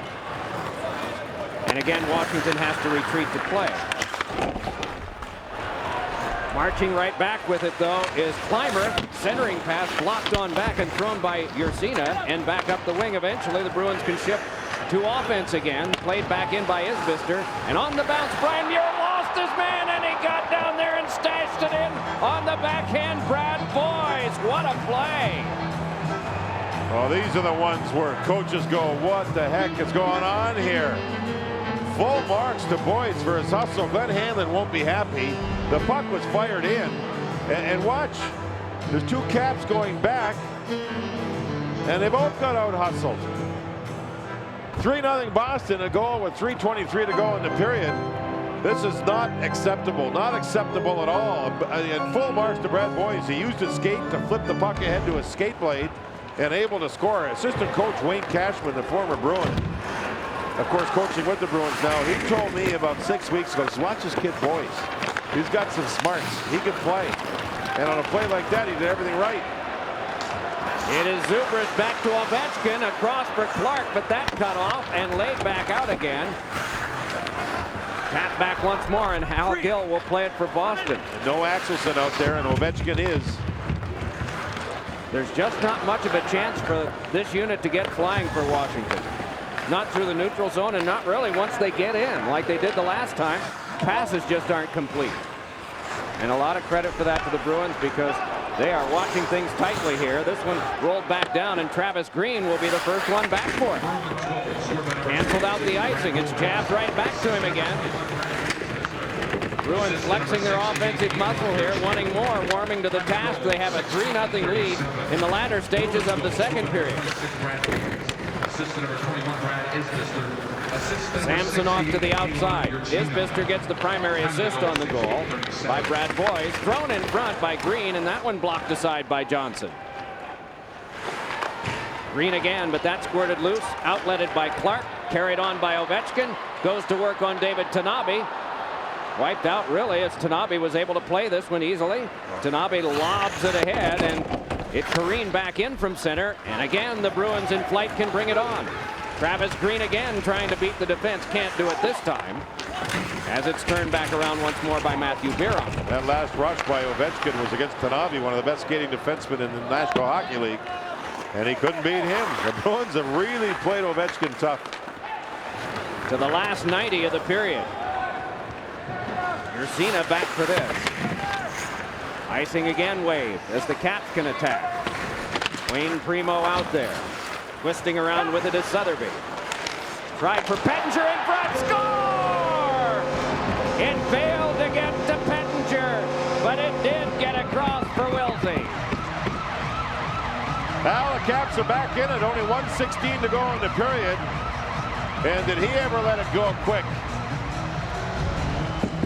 Puck was along the boards, and you see the Caps working, and this time they out-hustled the Bruins within the Bruins zone. Little chip pass back in front, and the goal scored. Thomas expected the wraparound. Instead, it wasn't. And as the puck went right in front, Wilsey was there for the quick shot to beat Thomas. And it's now a 3-1 game. Very important goal for Washington. In the last minute and a quarter of the period, yanked back down by the Bruins, and out to handle is the goalkeeper Johnson. That was a good shift with the goal, of course, but it was the guys in the dark jerseys out hustling the other club to lose pucks for a change in the Boston zone, and it really paid off for them. And tonight it's been the hustlers who have been the ones who have come up with the goals. The guys who are often assigned checking roles that have collected goals here tonight. Coming up in the second intermission, Bill Clement, Neil Smith, Keith Jones, and Pierre Maguire will have all the latest, including second period analysis of the Caps and Bruins, highlights of the Predators and Red Wings, and the Canadians and the Hurricanes. That's Sotheby, and he drops the puck down and goes right in front. Primo was checking his man. I don't know if that went off the Bruin or not, but it went right out to Wilsey, and he finished quickly. Thomas didn't have a chance on the play. We have a 3-1 game, under a minute to go in the second period. I think the answer came with the first assist, Pettinger. He was the guy that Primo was checking, so it must have gone off his stick. And then Sotheby. Now they come back in again. Ovechkin's pass pinballed right back off Axelson, and ahead comes Samsonov in the last 33. Samsonov threw one across the net mouth wide. Careened right back for control by Jeff Friesen. Nudged it on now for Dainis Zubris, but he cannot get far. From the short glass it goes in the last 17. Samsonov and Green and Axelson against the big line for Washington. The big line has not had the big production tonight so far. No shots from that line in the first period. As Samsonov drubs this one back in, the horn sounds. 22 shots to 11 Bruins. 3-1 goals Bruins at the end of 2. A game that led us to be thinking a lot about offense. But the offense has come tonight from a lot of guys that are assigned to do checking. Keith Primo, potentially strong offensively, but largely a defensive guy, has gotten a couple here. Bill Clement will be in the studio. after these important words. And the Boston Bruins are leading the Washington Caps 3-1 at the end of the two. Welcome back to the studio. Smith, Jones, McGuire, Clement, Jonesy. I know you've been sitting here saying there's some things I like about the Boston Bruins in the last week. Yeah, they're really getting some scoring from their third and fourth lines, which is so vital, especially if you're trying to chase and get into the playoffs. Wayne Primo now 3 goals in his last 2 games. Scoring one pretty goal against Philadelphia the other day, but tonight more typical Wayne Primo type goals, battling in front of the goal, deflection type play, bringing something to their offense. Brad Boyce chips in his 11th of the season. When you start getting those guys scoring, your team's going to win some hockey games. Well, they've gone to a socialistic approach here, obviously, because Thornton is gone, and they want to spread the ice time out among their whole team. They want to make it a complete team game. They don't want to base this thing on stars. Brian Leach isn't in the lineup, and Thornton is gone, and they're basically all equal players out there now for Sullivan. This political system update brought to you by Neil Smith on Socialism. Pierre, you saw something in the Boston game that stood out for you, too, in this second period. Yeah, Mike Emmerich and John Davidson, our good friends, are sitting there talking about the relevance of the two-line pass. I'm going to give you documentation of the two-line pass because scoring's up 1.2 goals per game. Last night, the beloved New York Rangers, Jaromir Jagr stretched past Michael Nylander against the New Jersey Devils, that dreaded trapping team. How about tonight, Danny Markov stretched past to guess who? Stevie Sullivan. Finish it off past Manny Legacy. Thank you, Steven. Now, there's some coaches out there and general managers of the dinosaur variety that would like to see the two-line pass put back in. I quite frankly don't agree. In fact, quite frankly, I think the two-line pass should stay exactly the way it is. No two-line pass. He's dead on. I believe Pierre likes the red line gone out of the NHL. And Boston Bruins, with their blockbuster trade a couple of months ago, sent Joe Thornton west. One of the guys they got that headed east is Brad Stewart, a great defenseman for the Bruins, and he is with Christine Simpson. Chris? Thanks. Brad, what have you guys been able to do differently in shutting down Alex Ovechkin, something most teams can't find a way to do? Well, I think a lot of the credit has to go to PJ Axelson. You know, he's done a good job of, making sure he's not creating opportunities for them, and the rest of us, have to get our job done as well. And, so we've done a good job of matching up against them. The guys upstairs were talking about this as being such a great road game. What does that mean to you? Well, I think a great road game is, keep it simple and make it almost boring, for the fans. And, we've done a good job of that, just getting the puck in and getting on the forecheck and doing a lot of little things right. You know that the Capitals are going to try and turn it on in the third. What do you expect from them? Well, we expect them to come out and, they're down 2 goals and they're going to have to press a little bit. I don't think we need to change anything, just kind of keep it simple and wait for our chances and take advantage. And, that's what we got to do in the third. Brad, thanks for this. Good luck. Okay, thank you. Bill, back to you in the OLN studios. All right, Chris, thanks very much. I want to flash back to November when Yuri Fisher went down behind the Red Wings bench. They were playing against Nashville 7 minutes and 30 seconds into the first period. The good news is that Yuri Fisher is recovered. We're not sure if he's going to resume his hockey career, but that game was canceled, suspended, and the remake is happening right now in Detroit. Nashville up 1-0 in this game to start, and then this pass. Great pass by Danny Markov. Sullivan in alone makes it 2-0 for his 24th goal of the season. That two-line pass stinks. Robert Lang, standing to the left of the net, was given credit for this goal. It went in twice. It went in once there. And then you're going to see it go back in again. Not here, not quite there, but it's going to get put right out into the crease, and it ends up going over the line right there. Pavel, so that's a quick price of one. Okay, that made it 2-1. Matthew Schneider's having a terrific year, and he's got a blaster. 15th goal of the year. 2-2. Remember, Nashville started this game up 1-0 because that was the score when the game was suspended back in November. Guess what? No lead anymore. It's 2-2. All right, in Ottawa. 2 days ago, the Senators killed the Maple Leafs 7-0. Toronto has to come back and play them again. Here we go. First period. Not with defense like that. What's Ken Clee thinking? You got to get right after that puck carrier. It's a 3-on-3 situation. This one's scary. Carlo Koliakovo. Sorry, it's a Russian name. Anyways, goes over to get Verada. Watch him miss him and then do the face plant. This is scary, guys. This is really scary. The stretcher comes out. Thank God he's okay. He's got a concussion. Well, except for the concussion, he's okay, but we're glad all the extremities are working. The Ottawa Senators and Daniel Alfredsson with Alfredsson's 30th on that play. And then the Fireworks, a rematch of a few fights earlier in his career. Neil going at it with Ty Domi, and Domi, the veteran, stayed with him to the end and actually beat him in the end. Chris Neil, not Neil Smith. Neil, yeah, exactly. Safe to say these teams don't like one another, and the Senators are up again against the Toronto Maple Leafs at home. This one 2-0. Speaking of being up again, Carolina Hurricanes had a 9-game winning streak ended on the weekend. They're back home. dangerous place if you're playing against them, and that's where Montreal is. We'll update you when we come back. In action right now in Carolina, the Montreal Canadiens on the road, and Carolina trying to get it stoked up. Their 9-game winning streak ended on Saturday. Here they are on the roll at home. You got to look big in goals. Jose Theodore, he looks minuscule in goal on that one. And how about this one right through the wickets? That's terrible. Well, Brett Hedigan scores short side high, his fourth. That dreaded two-line pass, Thomas Buchanan. Thank you very much. That's his 5th goal of the game. Two-line pass, no good, I guess. How about the former Duck, Matt Cullen? He's in position here. Look at this beautiful tip past Theodore. 3-1, Carolina. Eric Stahl still going. Sundstrom tries to hold him up, hooks him, holds him. The size and strength to get the shot on net on Theodore. Look at the second effort here by Stahl, using his size and a great wrist shot to put him up 4-1. Balance with a capital B. Then Andrew Ladd. His 6th of the season. 5-1 Carolina. Cristobal Huet, Neil. He's from France. Jose Theodore is from Montreal, and he is now on the bench in this one. Carolina rolling it up on the Montreal Canadiens, who are struggling big time. It is 5-1 second intermission. All right, Pittsburgh and Philadelphia. The last time these teams met in Philly was in November. The matchup, big Darian Hatcher from Philadelphia against Sidney Crosby. Crosby gets out there without Hatcher on the ice, creates a scoring opportunity on his own. Big save by Niedermaki. Handzus comes right back.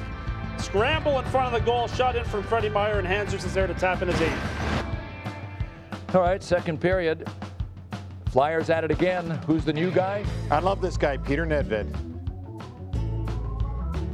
Why do you like him, Neil? Great on the power play. That's why. And he showed it right there. All right. Well, Mark Recchi scores, yeah. They love Mark Recchi in Pittsburgh as well, so it's 2-1 Philadelphia, second intermission. Neil, I'm going to leave you with some wisdom. Scotty Bowman once told me, never fall in love with horses or women, because they're only going to end up costing you money. So don't fall in love with too many things, you know what I mean? Horses aren't Thank you. Take a look at these numbers, folks. I'm going to get out the 10-foot pole because I wouldn't touch what Pierre said with anything shorter than that or anything longer than that. Youngsters here hoping for something good to come from Alexander Ovechkin. Through 2 periods, it really hasn't. John reviewed the stat sheet from the first period and found that line didn't have any production at all, shots on goal-wise. What do you see there? Well, Ovechkin averages 5 shots a game. He leads the entire league with 229 shots. He hasn't had one. And what's interesting here is P.J. Axelson, the forward, has played against him a lot in the 2 periods and really, again, tries to get to the puck before Ovechkin can. He has played 15 minutes through 2 periods. His league average for a whole game is 16:47. So he may be leaned on a little bit here to have lots of energy to try to continue to shut down Ovechkin. And for Ovechkin, he has a period here to show what he's about. He's a rookie, but he's a hungry kid. He's got a lot of determination. We'll see if he finds something in the third. Well, you mentioned Washington scoring late, and that second period might help them. Do you think there'll be some carryover? Well, the key here, though, is the Boston Bruins have played such an intelligent road game, and I think they're playing the best team hockey they've played all season. If they can continue to get the matchup and have Axelson out there, you mentioned how much offense that Ovechkin has and what he means to his team's offense. If he's shut down, they're in trouble. Wayne Primo has a couple of goals in this contest tonight. He has never had a hat trick before. His last 2-goal game was not in San Jose days. It was a member of the Buffalo Sabres in 1999. Let's check in with Mike Sullivan, the coach of the Bruins, who's downstairs with Chris Simpson. Thanks very much, Mike. P.J. Axelson was given a tough assignment tonight. So far, he seems to have done it to perfection. Yeah, he's a real intelligent player. You know, I think he just has great awareness out there. He's pretty sound defensively, and he skates so well. I think he's really a tough guy to play against because he's so smart out there. He does a great job for us. Good luck in the third, Mike. Thanks. Tim Thomas has been splendid, 31-year-old rookie. We've had a mic on him tonight. Mic'd Up is presented by Bud Light. Let's listen. Hey, kid, if you know where the puck is, can you give me a yell there? I found it. Did you know it was going up? I didn't see it, no. No, I didn't either. I thought it was going to hit me right in the face. Yeah.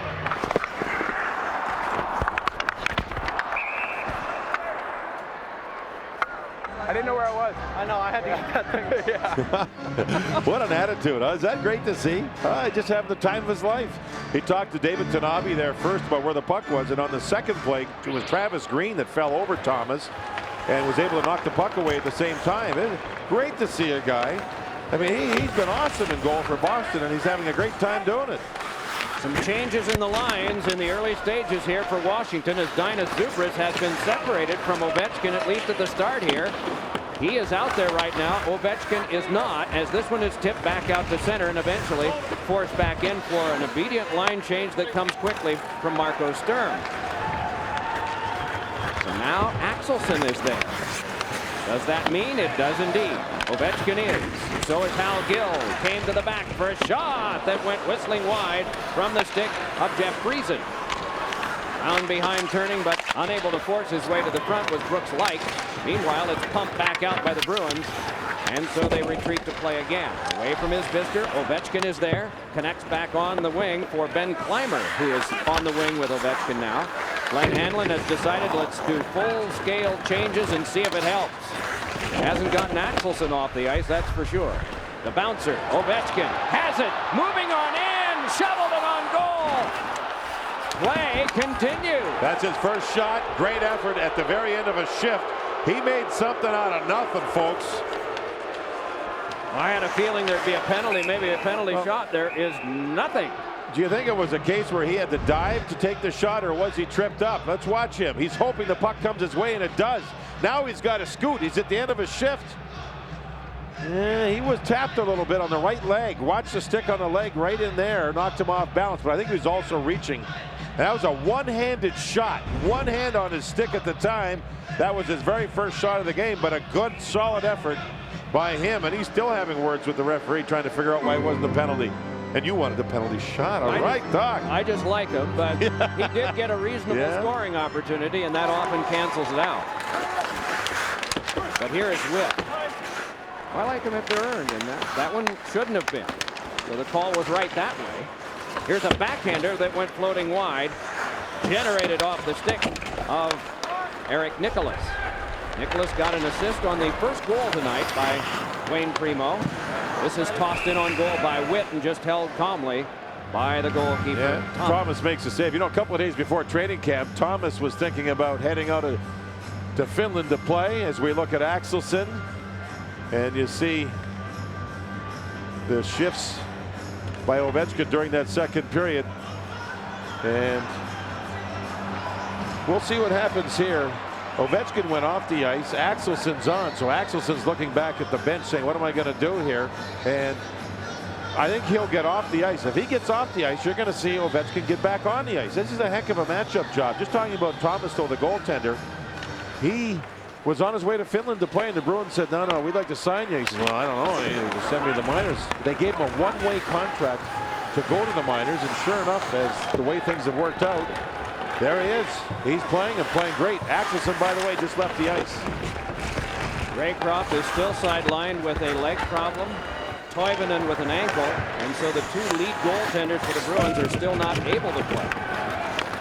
Again, it's forced along by Thomas, played by Isbister, and on back. By the way, those 6 shifts during that second period were even strength shifts. Away from the power play or penalty kill, which he doesn't do a lot of. I'm talking about Ovechkin. Well, you talk about quick shifts. Tom Fitzgerald's unit comes right back off. Laid back along, but cleared back out by the Bruins once more. Ryan Muir stood up to lob it back in. Constantly we scan the ice to see who's out there. Hal Gill is out on defense as it's laid back out in front. Oh, and that did it go in? It did on the rebound anyway. Who gets credit for that one? Doesn't matter at this point as the Capitals have fought their way back in, and Brooks Laich will be the guy who got the goal. Boy, has the game changed here. This game has changed its complexion completely. There's the play from behind the net. A little dump pass. That went in and hit the middle bar and back out. It was put in a second time by Clark just to make sure. It's in. And a good shot. All set up by Matt Bradley. And we have ourselves a hockey game. It's 3-2 now. They're making sure before the pucks drop. Yes, it was in. We have a 3-2 hockey game, and here we go. Ovechkin on the ice. He'll be fired up. And a quick change at the Bruins bench. And Axelson is back out for Boston. It's something in it, that matchup. Do you think any commands are given by the coaches, or they just know just watch for him and make a change? No, I think they have to be very aware on the bench because Axelson is playing with different line mates all the time. It doesn't matter who the line mates are. If Ovechkin's out there, he is too. So you have to be sharp with your changes. Good protection by Tanabe, and he twisted it back out. He certainly got to yell to somebody to come off and take his place, or they'll get a minor penalty for having too many men out there. So this banked along, and it skipped on through to be played further, and back on for Nicholas. Rifled right back in again by Andrew Albert. All the way around it came for Travis Green to put it on goal, and Johnson blocked that one. No Ovechkin right now. Laid on out for the stop by Brian Wilsey. Second effort punched back in by the Bruins and regathered again. Back on defense by Morrison. Now turning with it is Samsonov. A penalty coming up against Washington. Samsonov tried the wraparound on the backhand, and the Caps touch. And they will be shorthanded for the next 2 minutes. Well, you could see that Majewski lost his stick. And I think he's going to take the holding call right in at center ice. Majewski's without the stick. You'll see it happen there. And now he's going to reach out on Samsonov and grab him with the one arm. That's all it takes to break a play up. So the referee said, yeah, you can't do that. And he's right. So Majewski's now gone to the box, and Boston has a chance to regain that 2-goal lead. Very important kill for the Capitals, who have come into this game 9 for 9 against Carolina, yielding only 8 in 55 in the last 9 games. So they come in recently with about 85%, and they've been okay tonight. Shoulder put into Samsonov. He's back up and seems to be okay. Witt again. For how many years now has he been punishing forwards? That was a great hit, shoulder hit, clean hit, good hit. Cranked back in again by the Bruins and stopped behind, but not controlled by Johnson. Morrison reaches in there for Washington, but it's skipped back along, and Brad Boyes has it. Gets back to Bergeron. Back again to Boyes once more. Has Stewart opposite side. Work to the outside now and controlled once more very deliberately. Slung back in by Samsonov and played in front and sealed up. And then a rebound is turned in on goal, and Johnson has it. It came back loose again and is nudged off Bergeron. Started right back ahead. It is laid back on by Clark. All alone and shot. Oh, and it got the glass. A breaking attempt that came from Matt Bettinger with a chance to tie it up. Cranked back in again by the Bruins. To the last 43 seconds of the power play for them, but did they ever yield a great opportunity there? Twisted along by Isbister, moving back in as Stewart and pitches it on back deeper. Brian Muir ties up with Primo, but he's able to peel away. Wayne Primo held off on the play by Witt. Meanwhile, falling down to the ice, Isbister. A Capital goes down too, held in close quarters by Stewart, but then lost back out to center. Well, the Capitals shorthandedly may be able to take some momentum away here if they can kill this off. To the last 10 as Witt makes them chase again, and Tanabe goes back. Now the fans are in it here. Great scoring chance by Boston. In fact, 2 of them. And then a breakaway by Washington, shorthanded. It's fed on across and left behind by Isbister and scaled back down. It will go for an icing as the penalty box is empty. And a tight contest, 3-2 in favor of the Bruins. Now Johnson thought he had the puck there, and he didn't. Now he has to slide across and make a great second save. After the save, it led to this, a breakaway. It was shorthanded, but Pettinger fired it high and wide. Play halted here in Washington with the Bruins leading 3-2. All rights to this telecast reserved, and any rebroadcast, recording, retransmission, or other use of it without the express written consent of the National Hockey League is expressly prohibited. We were talking about that play, the breakaway. Clark on the puck to Pettinger. Nice play. He settled the puck down, tried to go top corner, but missed the net on the play. That would have tied the game. Caps able to get it back out again. Ryan Muir nudged it back in, but comes to the bench now as they're changing defense. Al Gill given a good shoulder shiver, that time from Dinas Zubras. And he and Ovechkin are back out there together this time. Zubras trying to reach this, but cannot. Swept back along, but into some traffic by Nick Boynton. Though the Bruins are able to outlet, and that careened off the stick of Primo and went back down and will go for an icing. 13-13 to go, third period, and the game tightened up on the goal by Brooks Light from Bradley at 2:51. Axelson says it shouldn't have been an icing play. He's still complaining, but there's not much sense in complaining. He has to stay on the ice. He has to stay on the ice. You can't change when your team's called for icing. The Caps have taken Ovechkin off the ice, as you see the NBC lineup for next weekend. Ovechkin's on the bench, and I think you're going to see when Axelson heads over to the bench, when he has the next opportunity, that's when Ovechkin may try to get back on the ice without him. Back ahead the Bruins, and Isbister bringing it on. Isbister with an alley open and a shot that is stopped and then covered by Johnson. John, what kind of conversation is going on down at both benches in this matchup? Well, it's just, you know, these are two coaches who both thought about it all afternoon. How am I going to play Ovechkin against certain players? And the Bruins head coach is saying, who do I play? Is it more about Gill and Tanabe on the defense, or is it Axelson? And I think the Bruins have had Axelson out there so much against them. They've done a great job with it. For the home team coach, you don't want to disrupt your entire lines. It's just a good play. I mean, it's a natural matchup. It's taken its toll as Ovechkin's tried to even go to the bench and fake going to get Axelson off the ice. As you see, they're both resting. Axelson will play for Sweden in the Olympics, and Ovechkin for Russia in the Olympics. They're going to see a lot of hockey in the very near future. Not only are teams in the NHL averaging a game every other night because of the compressed schedule leading up to the Olympics, but you play 4 in the first 5 days when you get there. A shot by Stewart and a save made by Johnson, and it's laid back out again, and Ursina goes back to get it. Middle stages, third period. Primo with 2, Boys with 1 for Boston. It was 3-0 at one point. Willsey and Light have answered 2 of them, and a healthy collision back down the ice. Ovechkin looked like he was shaken up a little. He threw it, though. He's had more body checks and credited with more hits than any other player in the game. If he's not scoring or getting shots, he takes the body. Tries to let a shot go, but got very little of that one, but it's kept alive now by Brendan Witt. Gave it on to Halpern, back to Witt, couldn't work his way to the front. But then twisting to the outside and playing it is Jeff Halpern again. Got it to the back, Witt a shot, pinballed around. Up with it is Halpern, wrap around attempt. Oh, and Thomas is able to hang on. Oh boy, good effort by Thomas. How about that last attempted shot by Ovechkin when he lost his stick? Guess who it was?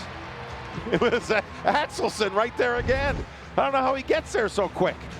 There's the puck, there's the shot, there's Axelson, end of play.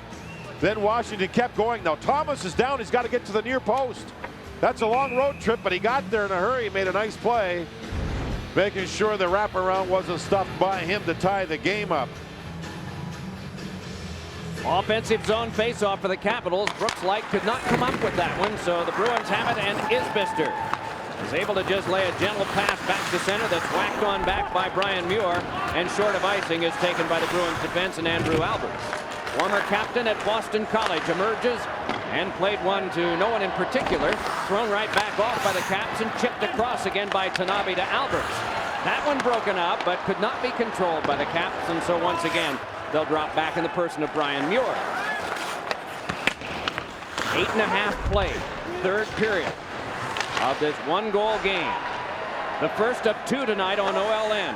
The Ducks and the Kings in a Southern California rivalry game coming up at 10:30 Eastern. And congratulations to Lucky Luke Robitaille. The hat trick the other night. He passes Marcel Dion as the #1 goal scorer in the history of the Kings. What a fabulous career. And that is phenomenal in another way, too, in that he didn't play his whole career there. I know Dion did not either, but many of his years were there. Centering pass in front. Defensively is brought right back ahead and nudged on the wing for Ovechkin. What'll he do? Shoots this one, and it's deflected up over the mesh and into the crowd. Ladies and gentlemen, please congratulate. We believe in hockey. We believe in the game's greats. And at 10:30, Lucky Luke and the Kings take on the Ducks, who have been playing much better lately.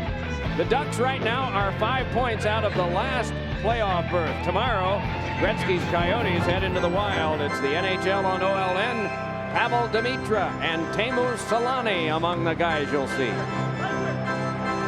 Pavel Demitra had a stick challenge and was found to be playing with an illegal one this year. Drive whistled wide.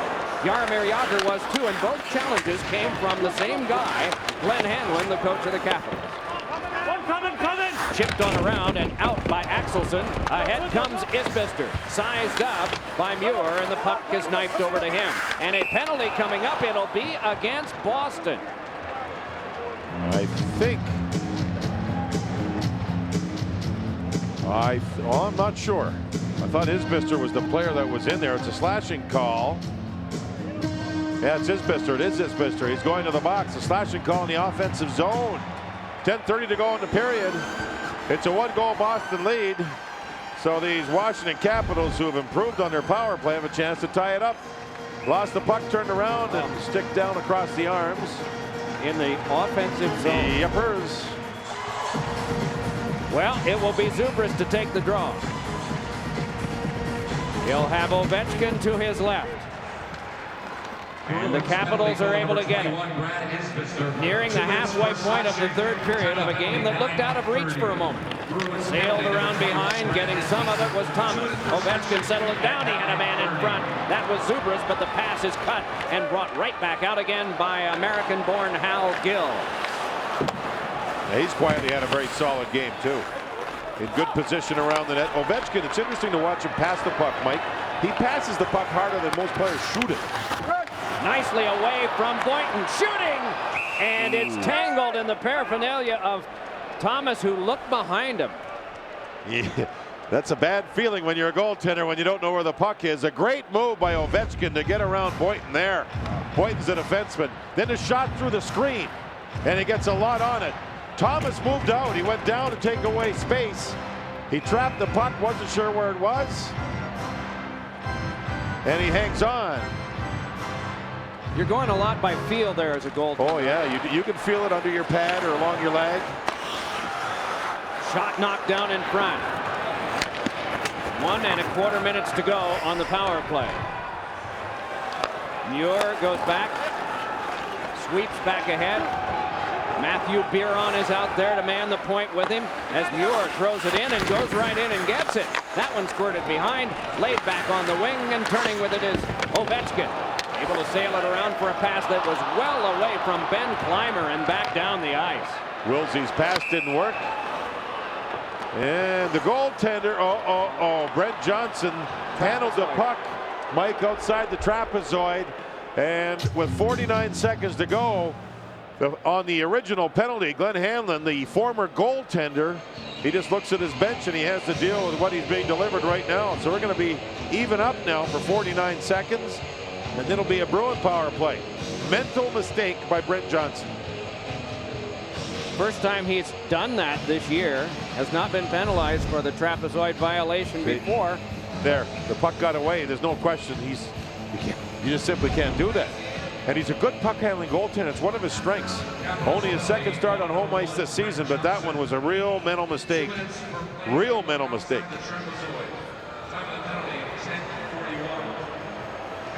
So we've had 2 pucks flipped over the board, over the glass in their own zone. Automatic penalty, and that's an automatic penalty to a goaltender. Sends it around. Eric Nicholas is out there along with Wayne Primo. The other defenseman is David Tanabe for the Bruins, who will get the power play in a little over half a minute. Primo will settle this down in no particular hurry. Now starts to charge ahead. Wants to get by, pawed off for the moment by the defenseman Matthew Biron. Meanwhile, to the outside it goes to Tanabe. Scaled it back, hoping for Primo. Coming in to help is Boynton there. As we're down to the last quarter minute, a 4-on-4, a shot whistled wide. So far this year in 4-on-4, the Bruins have scored 5 times and yielded 4. Trying to generate something here with a pass that came back for the twisting motion of Sturm, but set up once more behind by Johnson. Now the power play is on for Boston. Charging ahead for this one is Halpern. Pivots now, looks over his options, and then is taken out of the play. Samsonov then loses. Drive, and getting a pad on that one. The shot that came from Chris Clark was Tim Thomas. Well, he scores. That would have been the 9th shorthanded goal by Washington this season. That's a big-time number. Boys ahead to the last 40. Muir back to play it. Boys there to get it. Lays it on back to Stewart once more. Then turn back over to Brad Boys again. Stewart once more. Boys near the front of the net to the outside Sturm. Back to Stewart again. Took a swat from Chris Clark, and then the pass went off of him. Bruins settle it down and try to outman as it skipped in front and is picked up by Clark and carried back out in the last dozen. Good work by Clark. Clark, part of the Calgary Flame team that lost in the 7th game to Tampa Bay 2 winters ago in the Stanley Cup Finals. And Mike, another good body check by Brendan Witt. Only penalized once tonight, and just getting out of the box is Brian Wilsey trying to charge back for that one, but Ursina got there for the icing touch-up. Penalty box empty, 3-2 Boston, 7:12 left.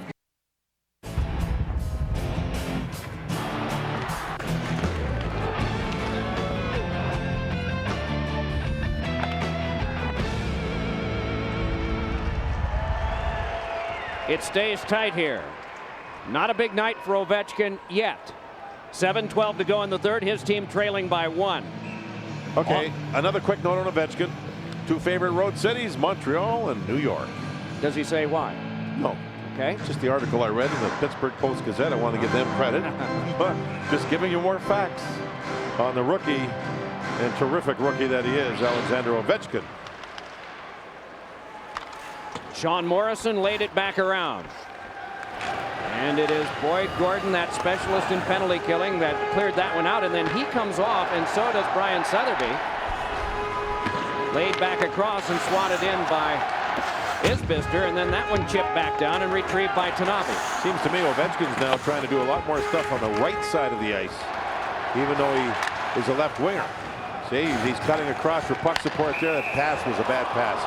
Zubras put it behind Ovechkin. And because of that, it was offside. OLNTV.com and NHL.com are your links to everything hockey. From complete coverage to recap highlights, get the latest news, player interviews, up-to-date articles, and our exclusive fan poll. OLNTV.com and NHL.com, your links to hockey.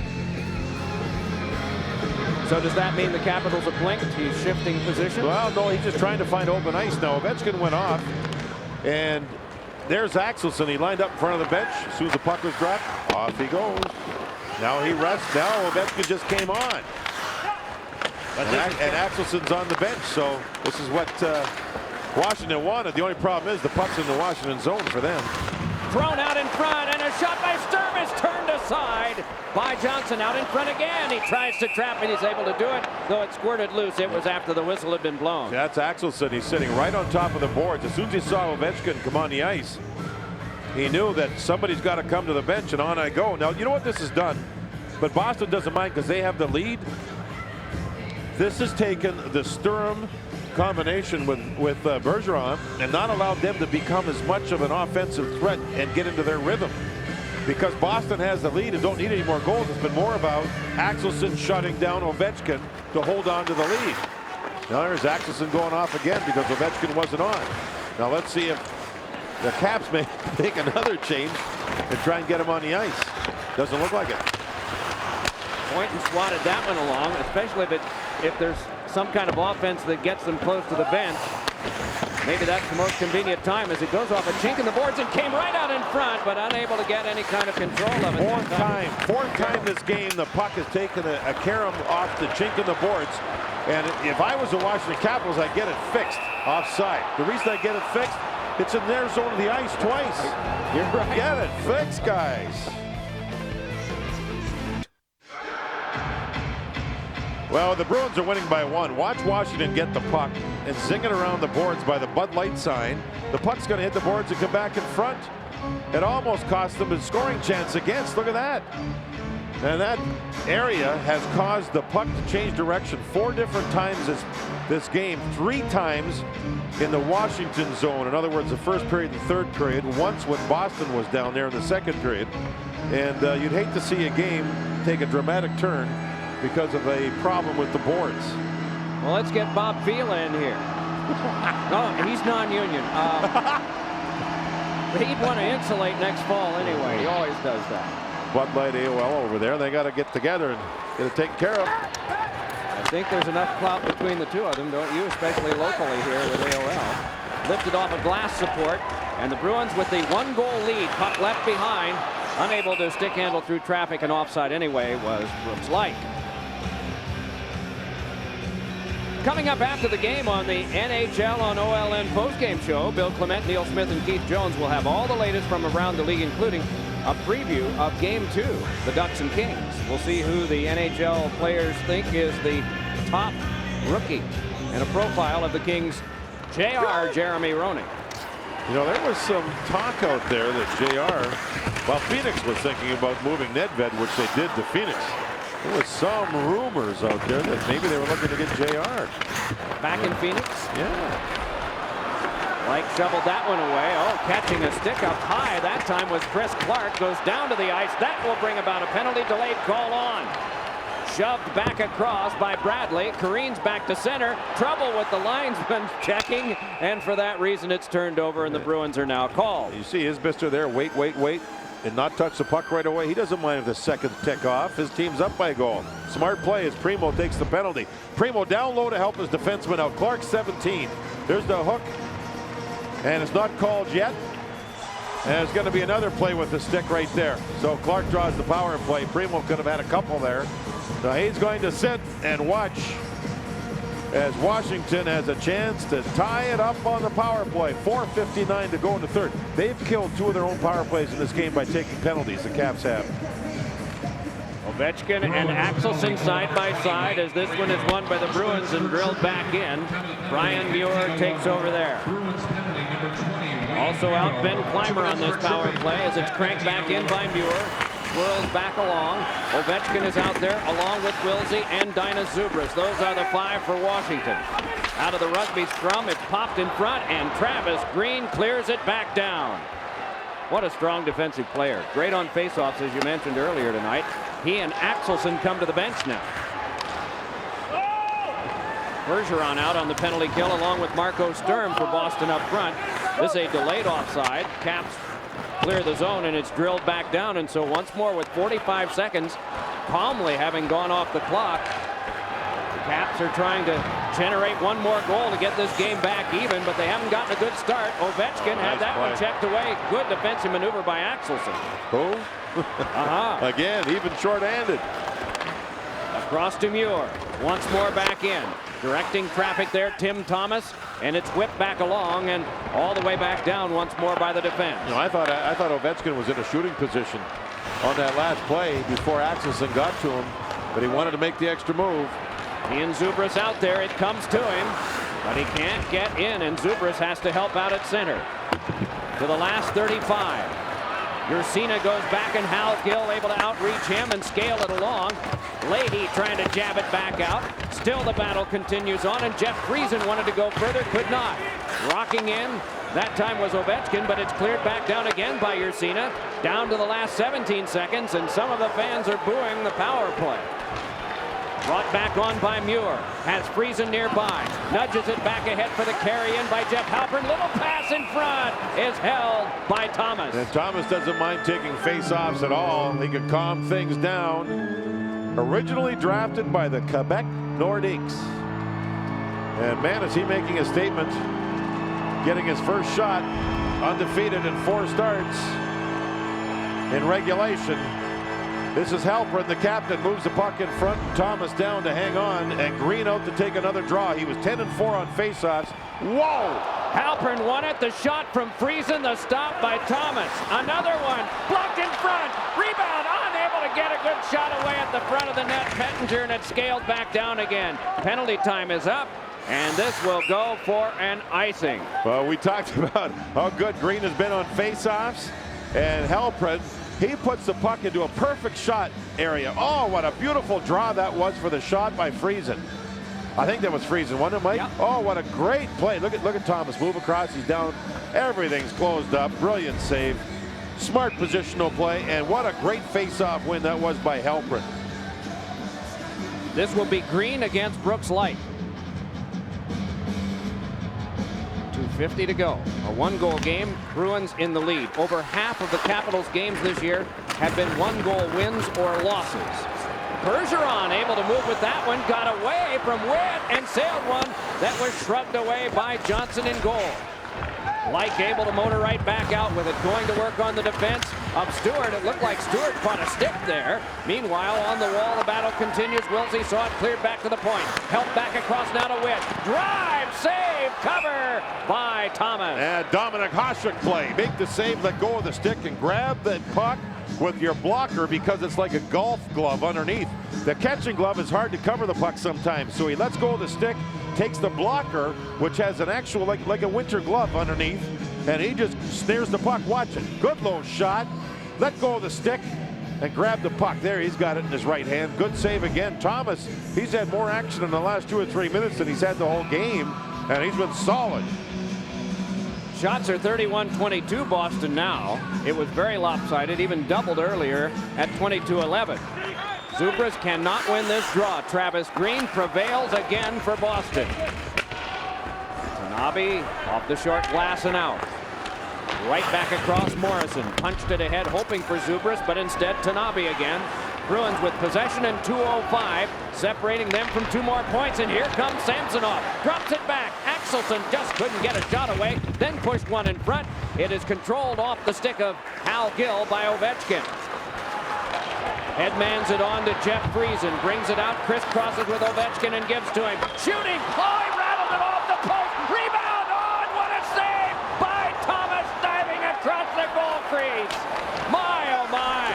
Here is Gill losing it back to the point. Mura drive, save Thomas! Rebound punched on back and lobbed out to center ice. Well, it took about 50 minutes, but the Caps have finally found their rhythm. And are they going now? Axelson dropped it back. Samsonov with it. Axelson a drive, and it's blocked aside by Johnson. That second great save, the save after the puck hit the goalpost, was on Clark of Washington.